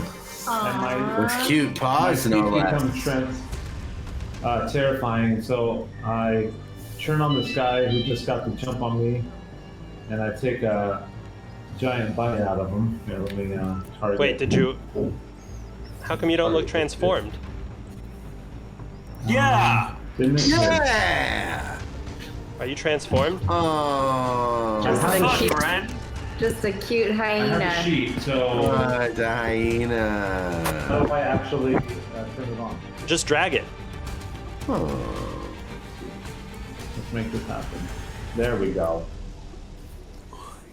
Okay. So I drag it into the PCs and drag it on top of Ren. and Drag then it onto disappears. your sheet with the sheet open. Gotcha. Let's do this. So have your character sheet open and then drag giant hyena onto it. Let's do it. It's a little There cumbersome. we go. Okay. Cool. Okay, nice. And a wild And shape. select wild shape. Boom. Whoa. That thing is huge. Yes, it's massive. Wow. Yeah, so that's the difference. You were wondering about the difference? Okay, This is that's the the difference. difference. That's the giant Okay. hyena Yeah, you difference. were wondering about the I think difference. I think I just totally Agverticus seen can't- that guy. How can Agverticus can't see this hyena, even though, as if I look at like the screen, I know that like Because the you're hyena's right outside of next the to me. door. But the hyena is huge. Okay, fine. Yeah, but walls hide even huge things that are inside of them. That's one of their It's a properties. good lesson. Yeah. I need So- that pass wall. So my app is like shadowed. I can't see anything but a dim version of myself, and the enemies have disappeared, as well as my Ooh, allies. do hyenas have poor eyesight? Maybe. I don't think so. You should be able to see everything. Maybe Okay, I'm like gonna- let me unselect. refresh. Let me refresh. Yeah, give that a try. I'm seeing things fine.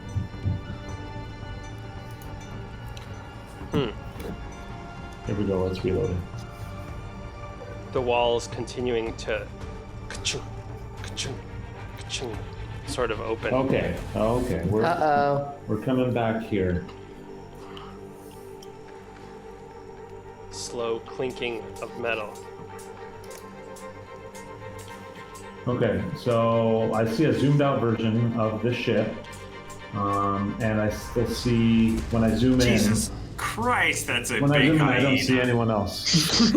What do Okay, so can you take a turn for me? I'd like to take a bite out of 10 our feet long. new visitor. Okay. You This get man one really big inspired bite. you to turn into such a beast. My goodness. You take a big chunk out of him, or you try to take a big chunk out of him, but he manages to like sort of stab the spear between your teeth as you bite. Ooh. Jeez, Don't work. on, No man. worky. can't get a break with this guy. Um, Okay, and then Well, at least you're a giant hyena. that's true. So cute. Such a And cute also hyena. disappeared Alright. from my allies folder, from my wild shape folder. But for Brachus, now, you are next. Oh boy. Okay, well, you know, after seeing my axe just swing through the air and hit nothing, and feeling like a fool, like a charlatan, like a fake, like not even a real Wow. warrior, not even a real man, not even a real Wow. bull man. Just feeling Wow. completely emasculated, just destroyed, just torn in two. Well, it Sure. makes me angry, and so I'm Uh-oh. gonna rage. Uh-oh. A lot of pent-up rage tonight. And now that I'm in a rage, a torrent of rage, you might say, I'm going to target this little dragon. This pseudo dragon. Oh, this rude and crude dragon. I'm gonna. Is it a gonna- party dude or no? I feel like I can smell party dude all over this little guy. Yeah. Wow. And it's the only thing I like about him. But the rude and the crude That's an really, insight. really rubs my fur backwards. Ooh, Yeah. I can't watch. I can't watch. So now You're like I'm murdering my kin. Yeah, but like a jerk one. We all hate jerks. So they're rude and crude like this. So I bring my hoof up over my head to bring it slamming down on this rude and crude dragon's head and give him a wallop. Wow. So is that like a strength check, I guess? That would be an unarmed strike. Attack. Oh, an unarmed strike. So let me add unarmed strike to your arsenal. Oh, thank you. Yeah, or you could call it a hoof stomp. Okay, let me change it to hoof stomp. Yes. Yes. Okay, there you Hoof go. stomp. Thank you so much. Okay, so then I do the hoof stomp. Oh, this is gonna be great, and with the advantage. What? Oh no! You jump so much with for both falling into hooves. a rage. With both hooves, Provision and the stomps don't manage to hit this thing. It's all running betwixt your feet, hooves. It's Just making you even imagine more mad somehow. A minotaur angrily stomping and missing. It's not good. What a sad sight. Wow. Oh yeah. took the little pest. All right, well that's it for Seriously. I'm me. feeling very awkward watching Brackus try to fight this tiny dragon.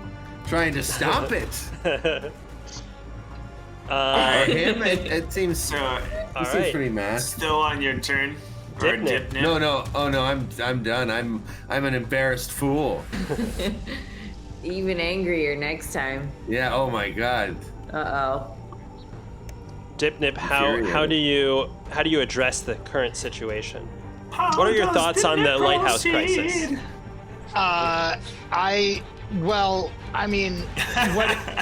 What seems to be confronting me most immediately is the fact that there is now the largest hyena I've ever seen in my entire 400 years of life standing next to me.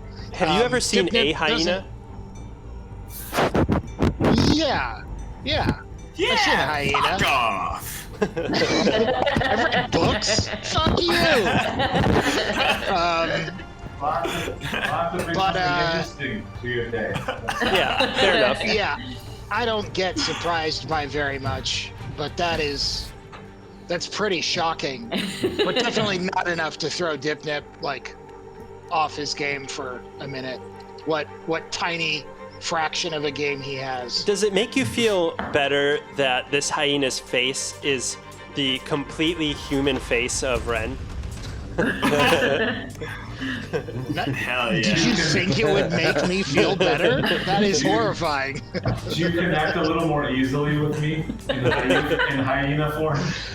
I mean, can you talk in hyena form?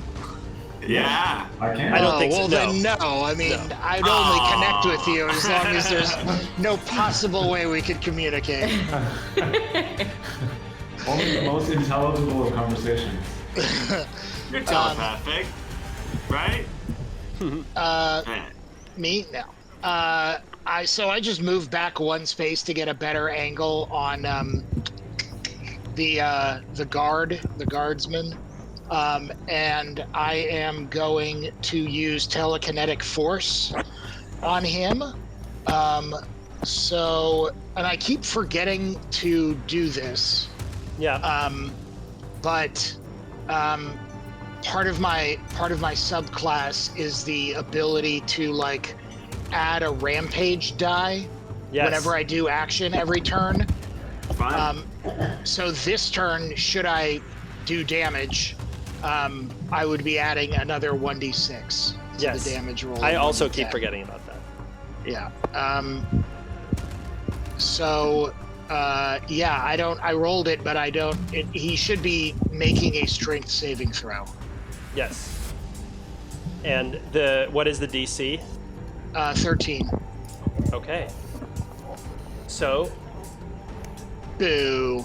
yeah, he again I sort of hate this holds up guy. his spear and is able to just withstand the force that you're launching at him. I do have. I don't see it on my character sheet, but I know I chose it at some point. I think it's called Potent Psionics. It's like one of the psionic talents. Yeah. that whenever I roll to do damage with the psionic ability, even if they save, I can still do half damage. Okay. Nice. Hey, thanks for the follow, Hollywood Gladstone. And also, Nice. I didn't know Hey. that KC emotes are available on our channel. That's great. Hold on, They can I do are one? nice. Can I do one? Nice. Spread the love. This is very exciting. Because Eric's subscriber Eric's a sub. over there. Oh. So he's got access to our emotes. I can't. Nice. I didn't know that you could use Man, them globally. I'm gonna subscribe just to Yeah. get this emote. I am a Very I'm a bad nice. There's Twitch a pip employee, I emote, guess. too. I didn't even know that you could use them outside of the channel. Yeah, Okay. it's so, nifty. he takes 8 damage, correct? That's great. Or no, sorry. He No, takes he takes 2. 2 damage. Okay. Yeah. All right. So, yeah. I don't So- even see this guy. Yes, he's able to he's able to withstand the bulk of your attack, but still manages to sort of get winded. Is that all turn-wise? That's it. Ume, you're up. All right. Going in with my short bow once again, hoping for some luck with Some SB magic. Oh my god. Is that good enough? No. So Oh. your Oh. arrow flies just past the hyena's head and out the door, Oh no, I'm so sorry. whizzing past. You don't So hey, distracting, the size of this hyena. you don't have to apologize. You don't worry about that. Oh my goodness. Okay, I mean that's all. I'm useless. Like, that's all I can do. You're not useless. Hey, don't say that. I'm useless. We're just all melting into despair. You No can one can move. seem to hurt this man. You can move if you want. I don't know. I'm gonna stay here. I'm gonna end my turn. I think that's all. Okay. Well, yeah, you do have like the best angle where you can see everybody. Yeah. So for its turn, the dragon once again tries to sting with its barbed Oh tail. my And god. Brachus, Cool. and Get once off. again hits, No. although for relatively What? little damage. But Brachus, do a Constitution save. Oh, okay. Yeah. Again, this thing is like for the second time in a row has like stung you with its tail Oh my in your leg, and you're like, God. Jesus, what the hell? But the poison is this young dragon's poison is just not enough to overtake your hardy immune system. And Well, that's good. But how do you block this guy? I got you high just gotta rolls, stomp right? him. Ekthos, you're up. Well, I'm gonna stomp. You gotta just befriend it, Brachus. Where the heck is this patrolman that came into the room? I can't seem to see him. I should. He's be able outside to the door know. engaging with the hyena. He didn't come I into the room. see. He's outside the room. I see. So kind of what near where Egberticus is. Yes. Okay. I'm gonna walk right Ooh. over Ooh, to you are it. just getting up in his face there. and because it's time It is time. to. I'm gonna try to hit him with a shocking grasp. Oh, I should target him first, huh? And he is wearing chain shirt, so you get advantage on the attack roll. Saga. Love that. So how do I do this with advantage?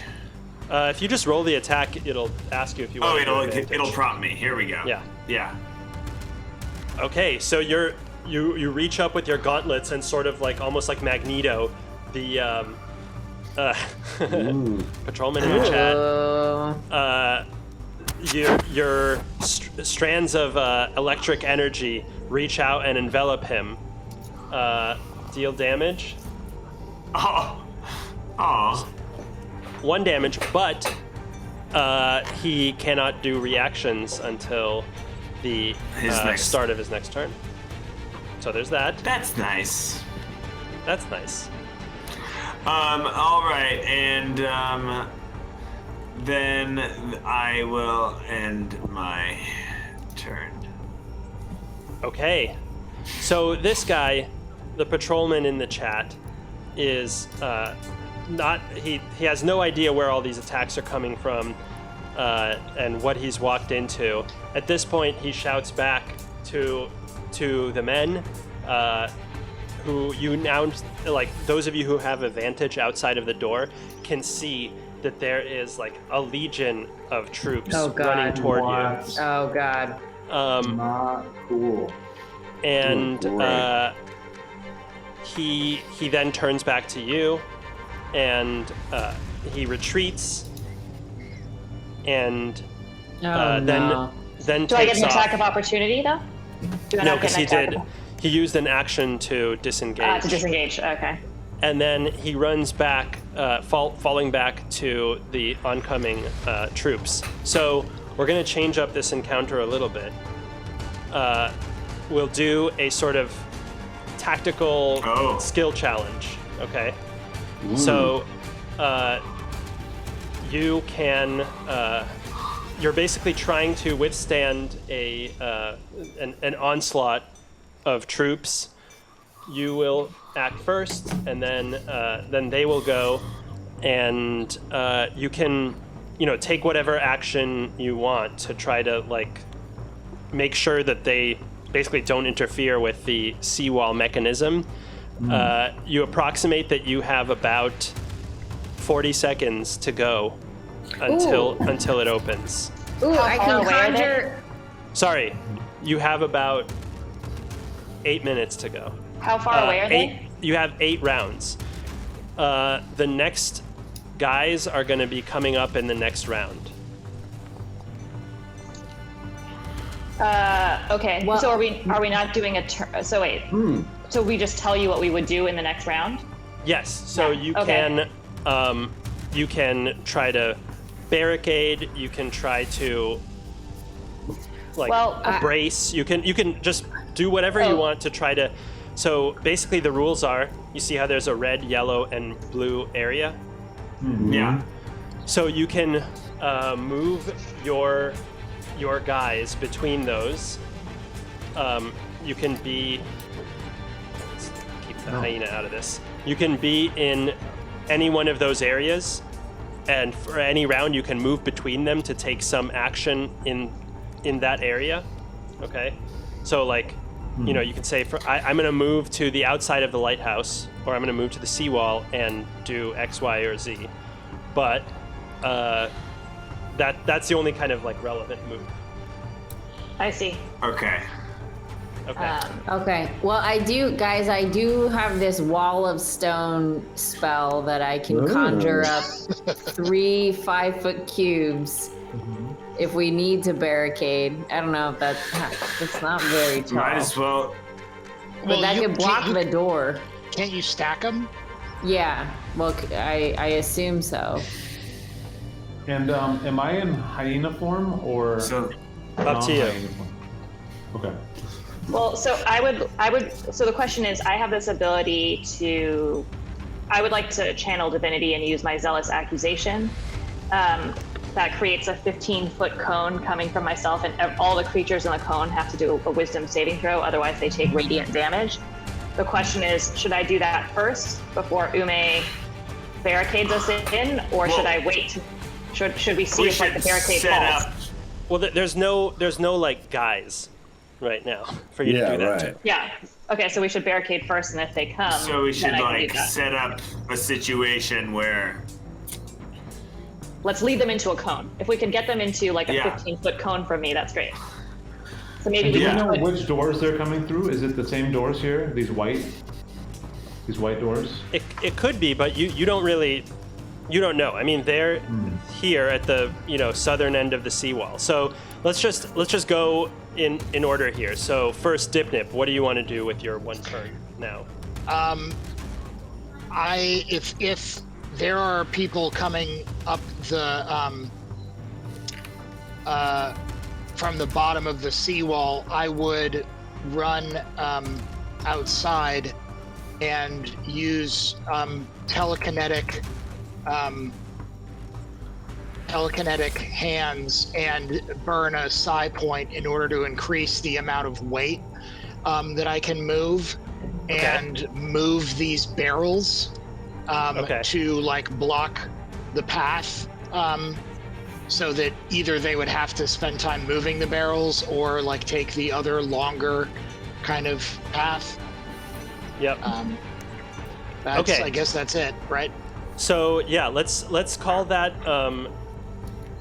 barricading this. If you're in this yellow portion, that's barricading the yellow part. Essentially, like stopping them from coming in here. So we will add some barricade here, and they'll have a harder time now getting in. Okay, Egberticus, what do you want to do?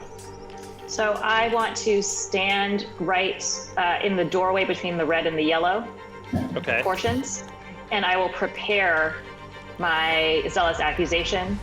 And when there is a critical, if they get through the barricades and there's a sort of critical mass in that 15-foot cone, so I will sort of like aim myself in the direction of the barricade. And if they get through the barricade, then I will cast my, or use my my zealous accusation. You're basically readying, and you're saying you're standing right here? I'm saying, here, I can move myself, hold on. Like right here. Okay. But I'm facing in the direction of the barricade, so if and when they get through. Yeah, so you're readying a spell to use there. Yes. Okay. Next up, Brachus, what do you want to do? Well, I'm going to... Oh, wait, let me go in movement mode. That's it, right? Okay, I'm gonna move. Why can't I move?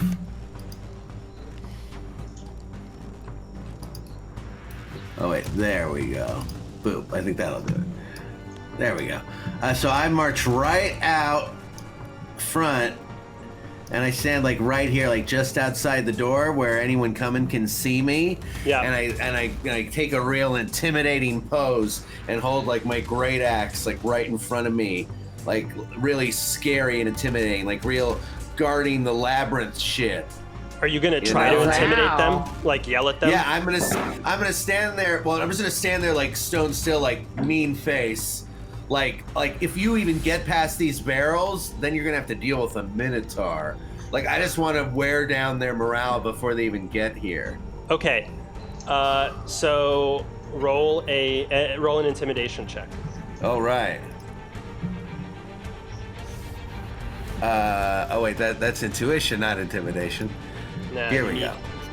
Your intuition is that these guys. Brachus, do you have dark vision? I don't think so. Do I? Okay. You don't. No, I didn't think so. And I don't have an advantage, right? Or Not on intimidation. oh wait, but it is one of my like special skills. So you have a plus proficient. to it. Yeah. Oh, You're but not proficient. advantage. Got it. Cool. Yes. Okay. So you shout and growl at them, but you're not sure if it has any effect. Next up, Okay. Ekthos. What you want to do? Ekthos collects his hawk from its mission, comes back in near Dipnip's barricade, and is fashioning from the takes apart the hawk's body, pulls out a vial of some potent poison, and kind of stretches the whole thing out a little bit and pulls out a poisonous snake that he lets out into the in front of the barricade. Whoa. A snake. amongst Okay. Nice. Okay. just kind of like sit amongst the Okay. in lion wait, and then It's- that's yeah. it. It's like a little trap. Yep. Okay. Next up is Ume. Well, I think I'm gonna conjure up these stone block things, but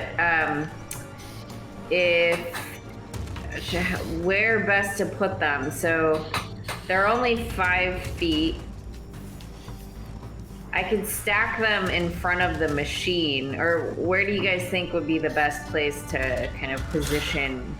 Something that 15 limits foot. their movement. Something that makes them go in a line or something, right? Maybe. I don't know. So maybe I continue, like maybe I block off this like this area here. Can you guys see that? Like I can just to like force them to. Or I was thinking Or no, beyond Not the a bad idea. barricade. oh, But beyond the actually, barricade. maybe that is Beyond the good. barricade. Or Maybe like that is Right? good. Les Mis. Or maybe here. Nick, you're muted. Boo. I was wondering if there was any other ingresses or egresses to this space. Like we're really like concentrating our efforts on where we came in, but you Right. know, Well, obviously I guess there's also you can go up in the lighthouse for an additional vantage point. But other than Right. that, no. Okay. Okay. So there's no other way to get in other than how we came in. Yes. That's the main, yeah. Okay. So I do suggest that the people who are right in the yellow zone behind the barricade probably get out of the way, because once they do break through the barricade, you don't want to get stuck in the cone. Sure. Ooh. Should the cone have a template right now that we can see? Should I Not yet. prepare Oh, the you have template? it. Should Wait. you what? Prepare a template? No. Okay. It's going to be a 15-foot cone though, so. Yeah. Okay. So like 3 squares. Yeah, we'll Yeah, count it yeah. as a ranged Yeah, attack. exactly. This is sort of Yeah. an abstracted tactical Yeah. situation. And I've got Cool. magic missile too, so I'll stay nearby. People with ranged stuff should stay near the barricade. Yeah. I also have my gem of brightness, which can, That's a good one too. which has a 30-foot radius, so that can also be You deployed. can So use it to blind them. Nice. yeah, Oh, can yeah. blind them, which should buy us some time at least. Well, I can either extend the blocks like in this, like in a line here and here, like that, or I could put it in front of the barrels to fortify the barricade. That seems good. Fortifying the barricade seems like a good idea. So maybe I in like front that. of, I like maybe that move. in front of the. Well, how far is the reach, Eugene? Do you know? Of what? Like, how can I place the cubes anywhere It is a. within Let's see. range? Within range. Your range is 120 feet. Okay, so. Pretty far. All right, yeah. So I think that'll reach past the barrels. So let's try that. So I gotta roll on the. I gotta invoke the Nem. No, I'm Yep. sorry. I gotta invoke the Urim. Yep. You're right. The golden icon of Urim. We already had I- a urine break. But you would click on wall of stone under your spells. Oh, fancy. Okay. Yeah. So you don't have to worry Did about that- placing the template, but now it's used its use. And you can Okay. use the drawing tools, click on the pencil thing, to scribble like where you drew them. Where you placed Okay, them. so I'm placing them here. Okay. Cool. Is that doing anything? Can you see Yeah. that? Yes. And then I will go up into the lighthouse so I can get a better vantage point and shoot Okay. shoot my arrows. Ren, your turn. Awesome. So I'm going to take advantage of Entangle to Yep. sprout grasping weeds and vines from the ground in like a 20-foot square. Okay. So it lasts, so Cool. it's range of 90 feet. So the question is, do I cast it now or prep myself so that in a subsequent round I actually cast it based on where we know they're about to pop up? You can I like take the a idea minute of to prepping even. it. You can even create a ward, just like basically say it will happen here. Basically, like ready it to Yeah. happen. Yeah. Okay, cool. So I prepared the spell. I think it makes sense to like have it pop up behind this barricade. Okay. Basically, like if they get through the barricade or when, then basically I'll set the entangle spell there. I just want to make sure like Dipnip doesn't get caught in it. So I will move so that I can cast it. So I'm gonna move kind of over here. Let's Okay. see. I'll move there, and then So right now, Dipnip and Brachus are right there too. that's right. Yeah. So then That's a bottleneck. Dipnip, be prepared Bit of a bottleneck. for me to possibly cast that entanglement spell right where you are. So And if hopefully they break out you of the can move. entanglement, then they'll be in the cone. So that works out well. That's right. So Okay. Cool. So, it's Draw. now the walls or the seawall continues to open. Yeah.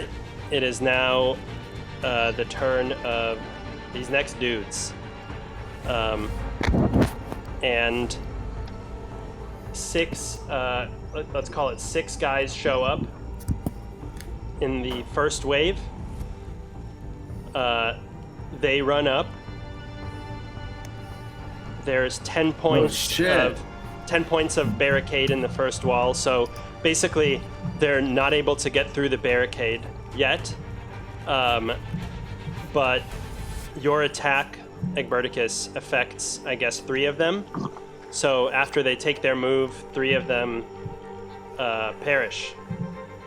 Whoa. nice. Nice. Tower Okay. defense style.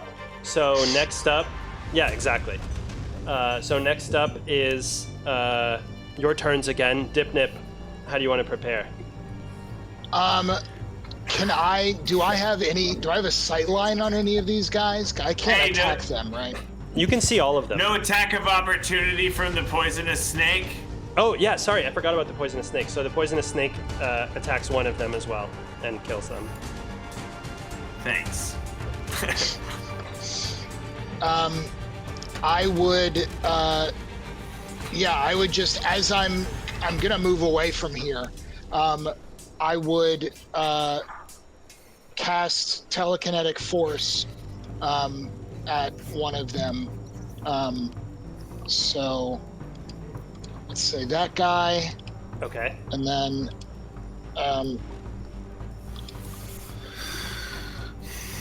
Okay. so he should make a strength saving throw with Well, a it- DC of 30. It's totally he's just- abstracted. So if you choose to attack one of them with range, he is I see. He is dead. Okay. Nice.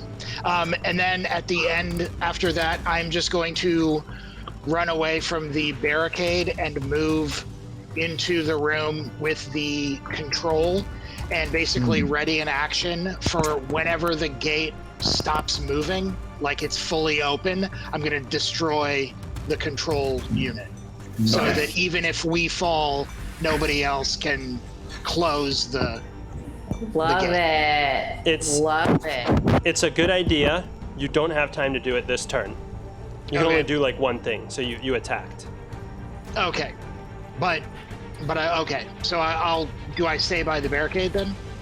You can move, Okay, yeah, but really you're You can moving. tell. right. You're just Someone moving to from do yellow that. to red. yeah, You see yeah, what I yeah, mean? yeah. I wouldn't ready an action. I get it. Yeah. Okay. Okay. Next up is Egberticus. Mute. Egberticus the mute. We can't hear you, Egberticus. They're not muted, I don't think. Not Oh. muted. Are they just not saying anything? Why isn't Egberticus saying anything? I don't see Egberticus's mouth moving. Egberticus. What? She was. He was. Wait, he's not talking. Oh my! What's happening? Okay, we'll go with Brachus for now, and then Egberticus will be back. Well, so I'm right here at the barricade, and there are 2 guys left on the other side? Yeah. Yes. No, I'm gonna try to... should be 1. Yeah, 1. Oh, just 1 guy. Well, I'm just gonna try to push the barricade over on top of him. Okay. So, the strength... stone blocks that Ume created? Yeah, I want to crush him. Okay. Crush him. So, strength... Oh, and am I still raging? Yes. Yes. So, strength check? Yes, strength check. With an advantage. Okay. Woo! So you take this giant stone pillar, and it's a cube. It's like a die. So you basically, as he's sort of whacking away at it, you push it over, topple it on top of him, and he is dead. Yeah, crushed. Crushed to a pulp. I crush you. Ekthos, it's your turn. But if you want to use your little guy to attack your snake, then that will be your action. You can't take both actions. I see. Siri thought I was talking to her. Wow, that really threw me off. I will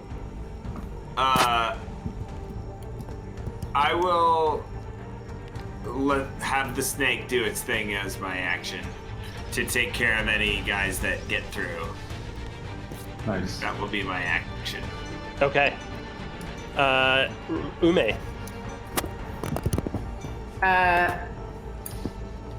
Okay, I have a quick question, which is that can we assume there's some shadow creatures on this island?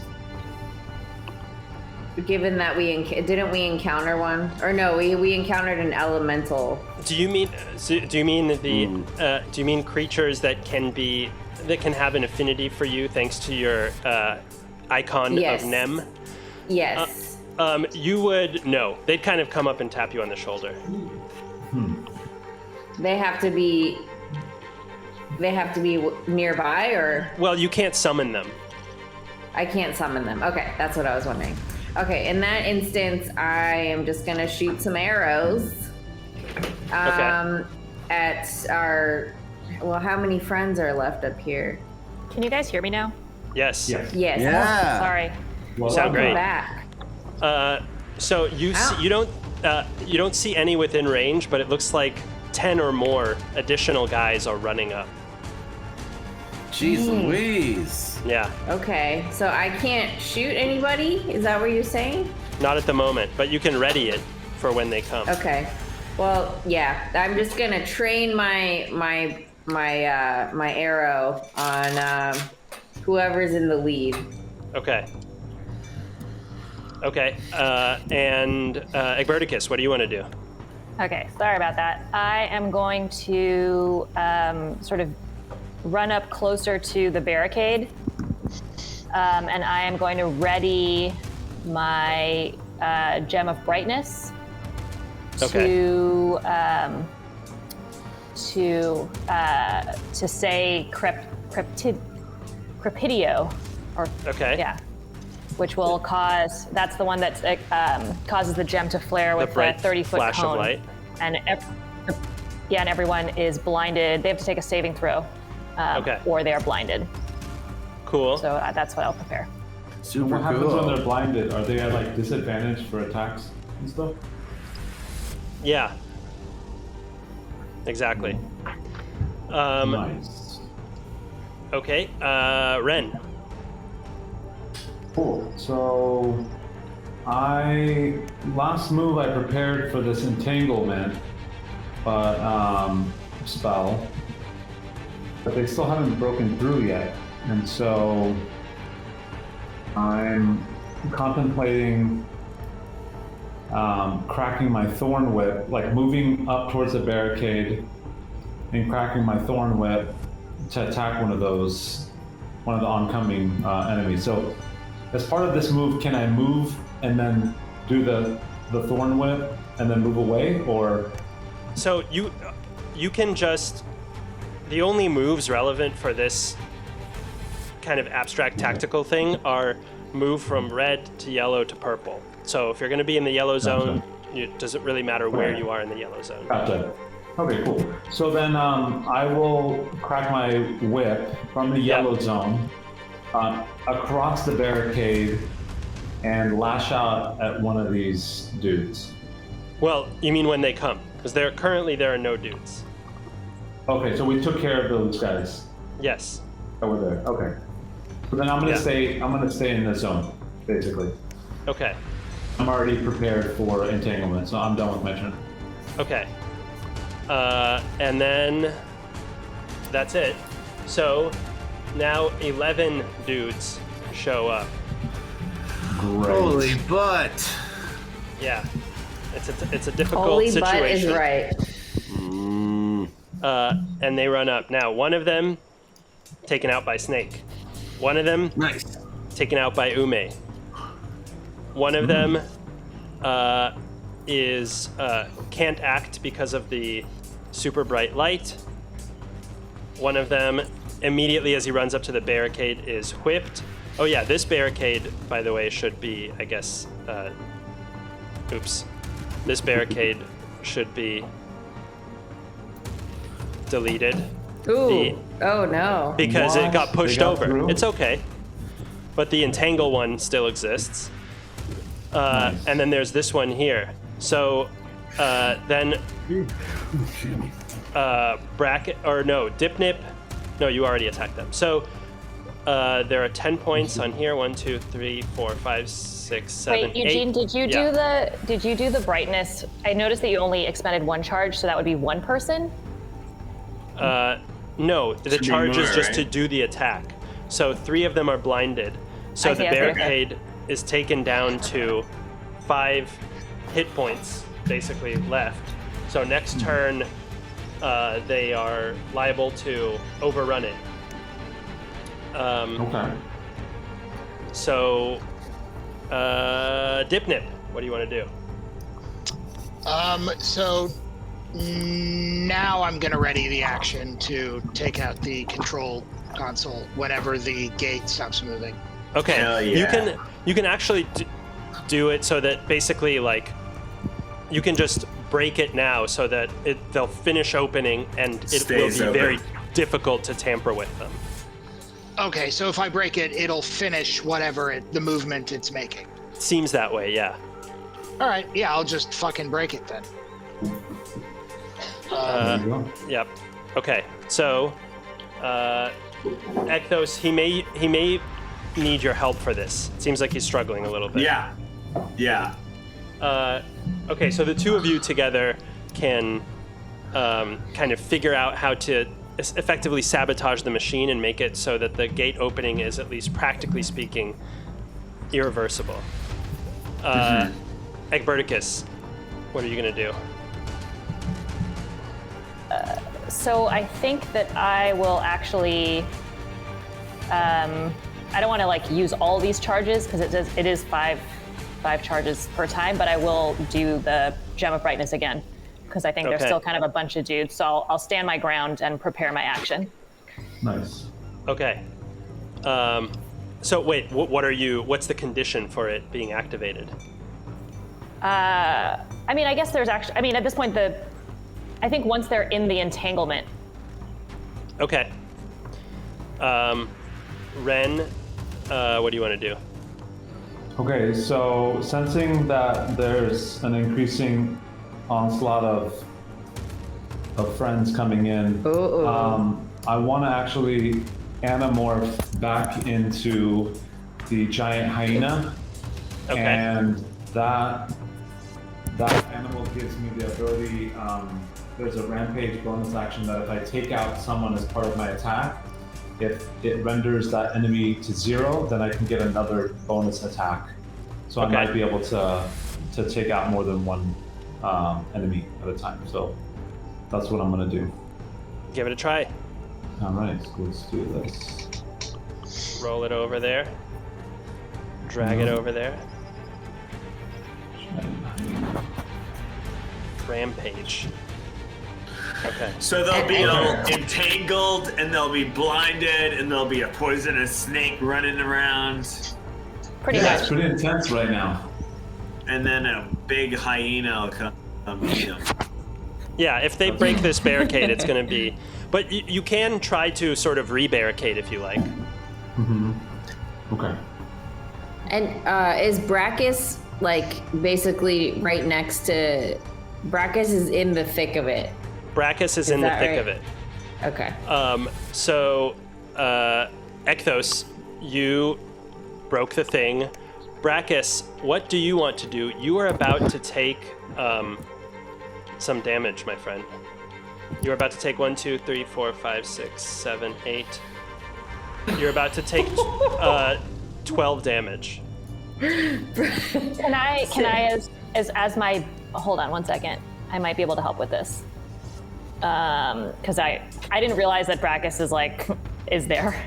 In the mix. Okay, so what's this range? Okay, can I, as my bonus action, cast Healing Word Yes. on Brachus?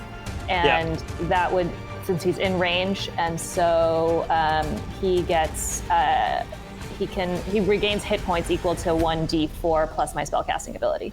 Yeah, target him and roll Okay. Healing Word. I didn't realize I was muted. Oh, geez. Oh, boy. I said thank you. I said thank you while I was muted. Well, that's nice. Did it work? Do I need to press healing? Yes, you need to press healing. Oh, Okay. Well, damn it. That's Sorry, all right. Brachus. It's something. Thanks for trying, Egberticus. Not bad, not bad. Okay. Not bad. Oh, you're on mute, Brachus. Oh, No, he's but- not. But I'm off Oh, now. I can't hear him. Oh. Can you hear him? Yeah. Yeah. Yeah. Oh, weird. We can hear him. Weird. Okay, well, weird. Okay. And it is now Brachus' turn. What do you want to do? Well, I guess I should. Oh gosh. You know what? I'm Brachus, so I'm swinging the axe. You have I'm little for sure choice. swinging the axe. Yeah. Brachus can't Overheard. change his axe. No, this jerk with the two maces. I'm gonna chop him in half. Here we go. And I'm still raging, right? Yes. You don't have to roll Alright. anything. Still raging. He will just. He's dead. So you cut damn. through him, and Cool. everybody recoils in horror as you basically do chop him in half, just like Yes. you threatened to do. Awesome. So it is now the enemy's turn. 3 of them are blinded, Yes. but the others destroy the barricade. Oh, Oh. the snake kills one of them. Ume snipes at one of them, right? Nice.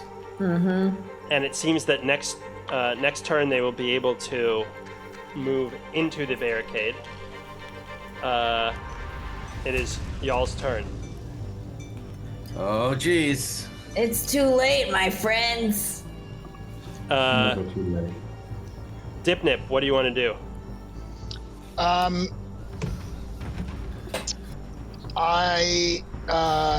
Let's see. I'm having some trouble with my character sheet. Okay, there it is. I am gonna run out. Can I make it like next to Brachus, like here? Yes. And at this point, by the way, you see the 11 ships of the Risuri fleet Yes. rounding the cove into the That's right. harbor and approaching the gate. It looks like they'll be able to sail in within about a minute. Nice. Oh, snap. Perfecto. Fantastic. We're the Fantastic Six. So I'm getting over there, and I'm gonna cast Thunder Wave. Okay. On these guys. Let's see.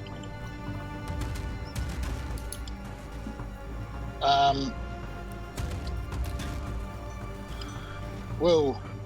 I'm actually going to join him in that action and come over and Double I also wave. have Thunder Wave, so I'm gonna Wow. do it at this, might as well. Double wave. I Wow. will also join in on the Thunder Wave. So, do you actually? No, Okay. that would be so I guess you cool. can't as a hyena. That's So, true. with the two of you cast Thunder Wave, it sounds like Colossus from the X-Men arcade game. Yeah. Best soundbite ever. And you hear a sort of unnatural rumble as a huge wave comes and actually, it seemingly stirred by your spell, washes over, like a rogue wave washes over the seawall, and the ones who weren't sort of thrown off from the thunder wave and the ear-splitting noise are thrown off of the wall by the wave. Ume, you watch all this happen. It's pretty amazing. At that moment, you see at least 30 more men What? run up on the wall behind them. But also, Wow. as they advance on you, the Risuri fleet sails into the harbor. Before you know what's happening, gangplank after gangplank is lowered from the ships onto the seawall, and men start rushing in, attacking the Risuri rebels and fighting them back off of the seawall and toward the inner wall of the harbor, where basically archers are shooting arrows, including flaming arrows, from the ships. Mages are launching magical attacks all over the place, keeping the rebels back. And within a few minutes, you're reached by friendly soldiers who help you to reinforce the lighthouse, as well as Nice. a squad of at least 10 military doctors and druidic healers who begin to tend to your wounds. And from the you also notice the RNS Impossible, Captain Smith's ship, and he sort of strides off, smoking a cigar as the magic missiles and mundane missiles fly past him, almost oblivious to it, and walks up to you, claps you on the back again, Dipnip, and he says, "Well, even for you, this has got to be a pretty memorable one, huh?" I see. Yes, that was a comment about my age. I appreciate it. Thank you. Hey, glad I can be of service. Are you feeling well? Oh yeah. Well, I'm bleeding from several areas of my body, but other than that, excellent. Well, Ilsa can take care of that, and he sort of points to one of the doctors, and he says, "And your friends too. It looks like the big fella needs a little bit of care as well." Oh, you better believe it. Well, we'll get that right taken care of. As you know, you still hear the kind of sounds of battle, but again, he is inured to it, and he almost seems to be relishing the moment, as there are basically dozens of Risuri rebel casualties that are piling up on the dock.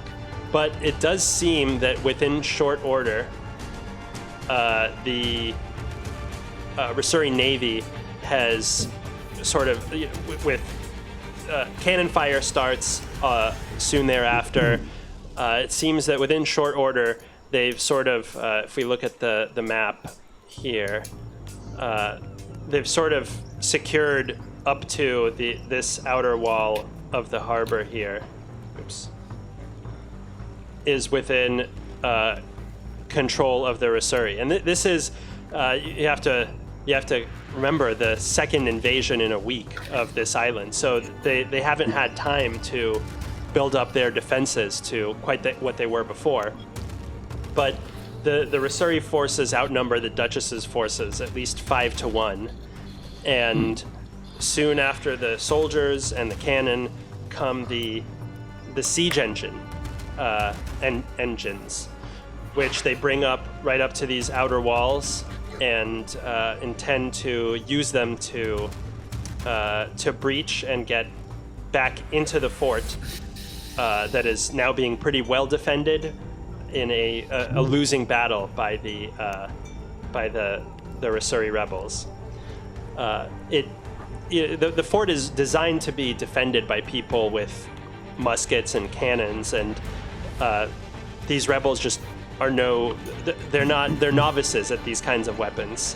So you can tell, or Captain Smith points out, that within an hour the outer wall is going to be overcome, and the inner wall is a tougher nut to crack, but the plan is we surround it, assault from different sides in a sort of pincer attack, moving the focus of our forces from side to side so that the defenders have to keep running back and forth in their smaller numbers. And, well, in my experience, before long, they are gonna make a mistake, and that'll be the mistake that we exploit and get to the Duchess in her tower and hopefully take her alive. Yeah. All right. I'm with that. Do we tell them to look? Remember there was that other person we were supposed to look for? Egberticus, please. Yes. He takes a little satchel out of his pants, unwraps it, and inside are 6 cigarillos, the leaf of Nicodemus. He offers them to you guys.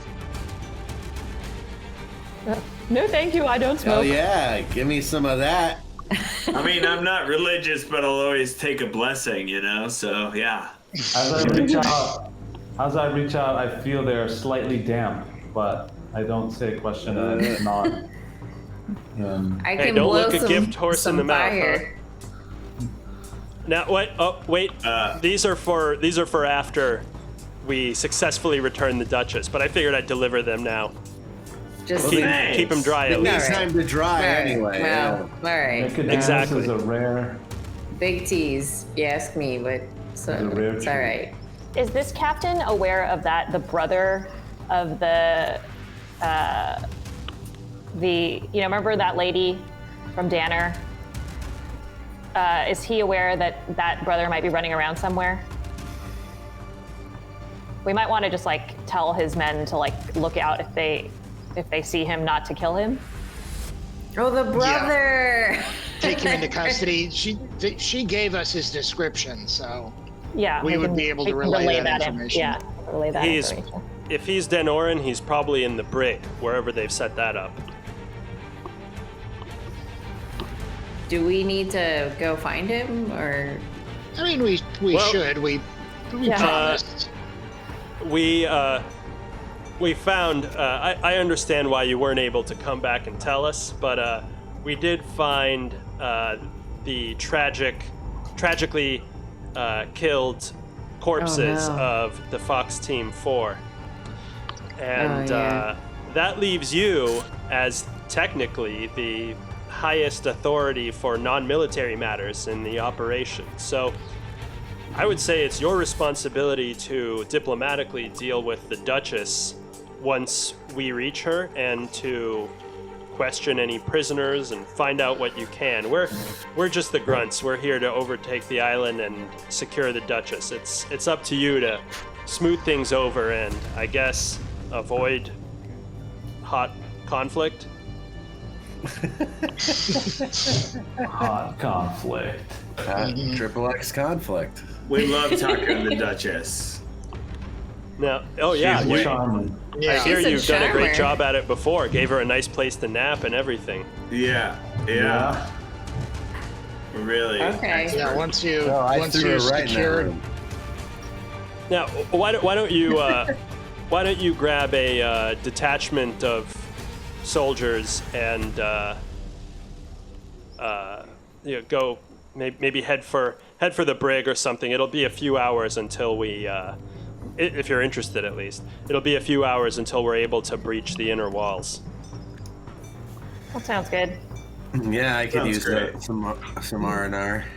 Oh, please. So as he calls over an underling, some sort of sergeant who's standing with a detachment of folks too, and you have time to take a short rest here as things calm down a bit. But before you do, from in the harbor, you hear an explosion and screams of panic. Flashes of fire are lighting up from the deck of a ship, and then this massive ball of flame engulfs the whole ship. Smoke The RN starts. is impossible? What ship? No, Okay. one of the less illustrious ones. Okay. But this is one of the That ships that's sucks. on our side as opposed to the rebels. Yeah, one of the good ships. Whoa. Whoa.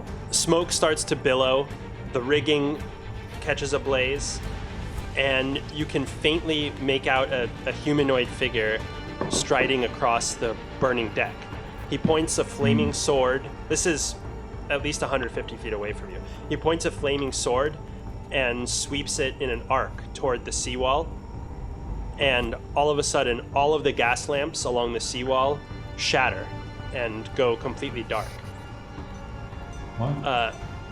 He then leaps 30 feet from the ship to the next ship in a single bound, another 30 feet to the next ship over, sort of leapfrogging, then to the seawall, and then his cloak basically transforms him. He sweeps his cloak over him like Dracula.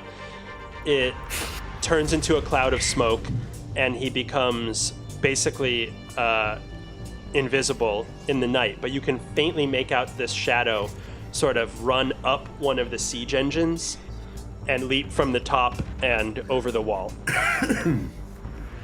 A showman. Quite the showman. This is some figure that destroyed one of the Rasuri ships that came in, but then also took out some of the lamps on the seawall, Yes. and then just jumped around and then disappeared on the other side of the wall. That's And all. jumped, That's all. yeah. Damn. Jumped into the fort. Captain This Smith clown. says, "Wow, that was really unexpected." Okay. Sounds like it. And with that, it all of a sudden turns once again quiet, maybe even much quieter than it had been before, except for the faint crackling of the now burning ship, and you can see the folks who are on board getting off and jumping into rowboats and sort of using their oars to push the ship away from the others, so that it doesn't catch anything else on fire. And the rest are breaching the walls of the outer harbor. Within a few minutes, you hear jubilant shouts as they've sort of broken in. The defenders, the last few of them, are sort of pushed back into the fort, and they quickly retreat into the inner walls. Dipnip, roll a history check.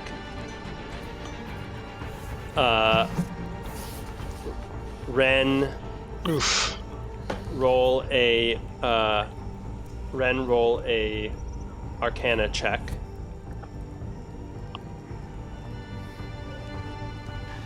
And Egberticus, roll a religion check.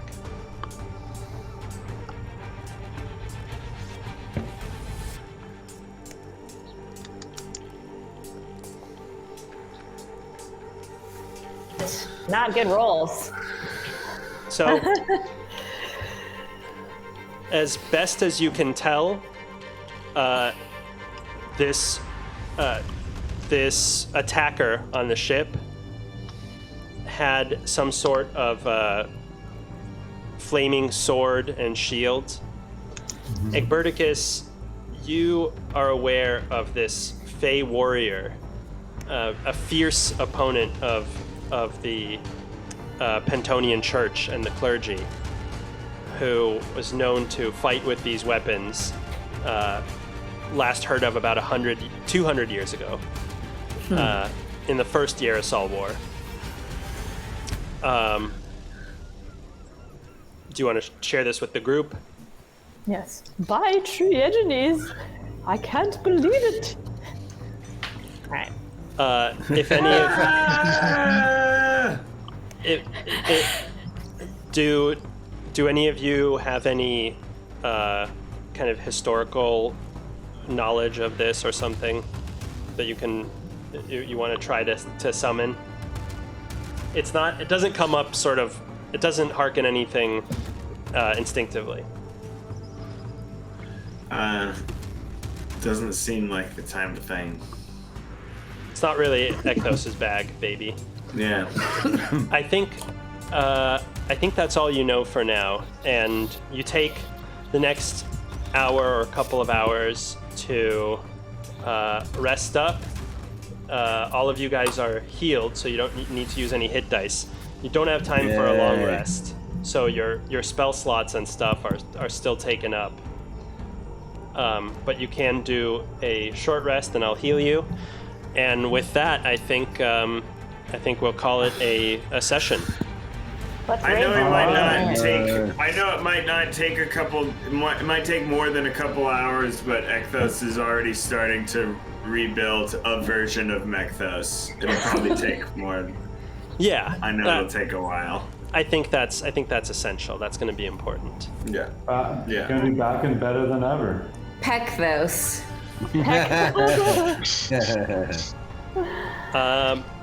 Alrighty. Well, thank you everyone for watching. We're getting to the heart of this. Thank you.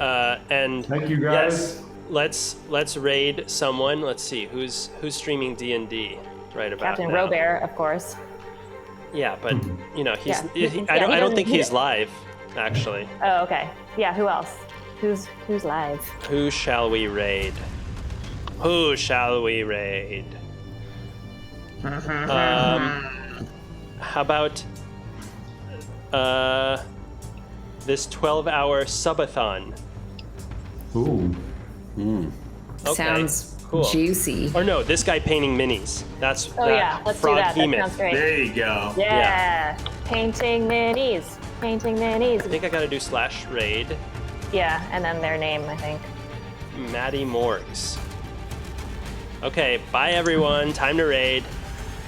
Love you. Enjoy. Bye. Bye. See you Take care. soon. We just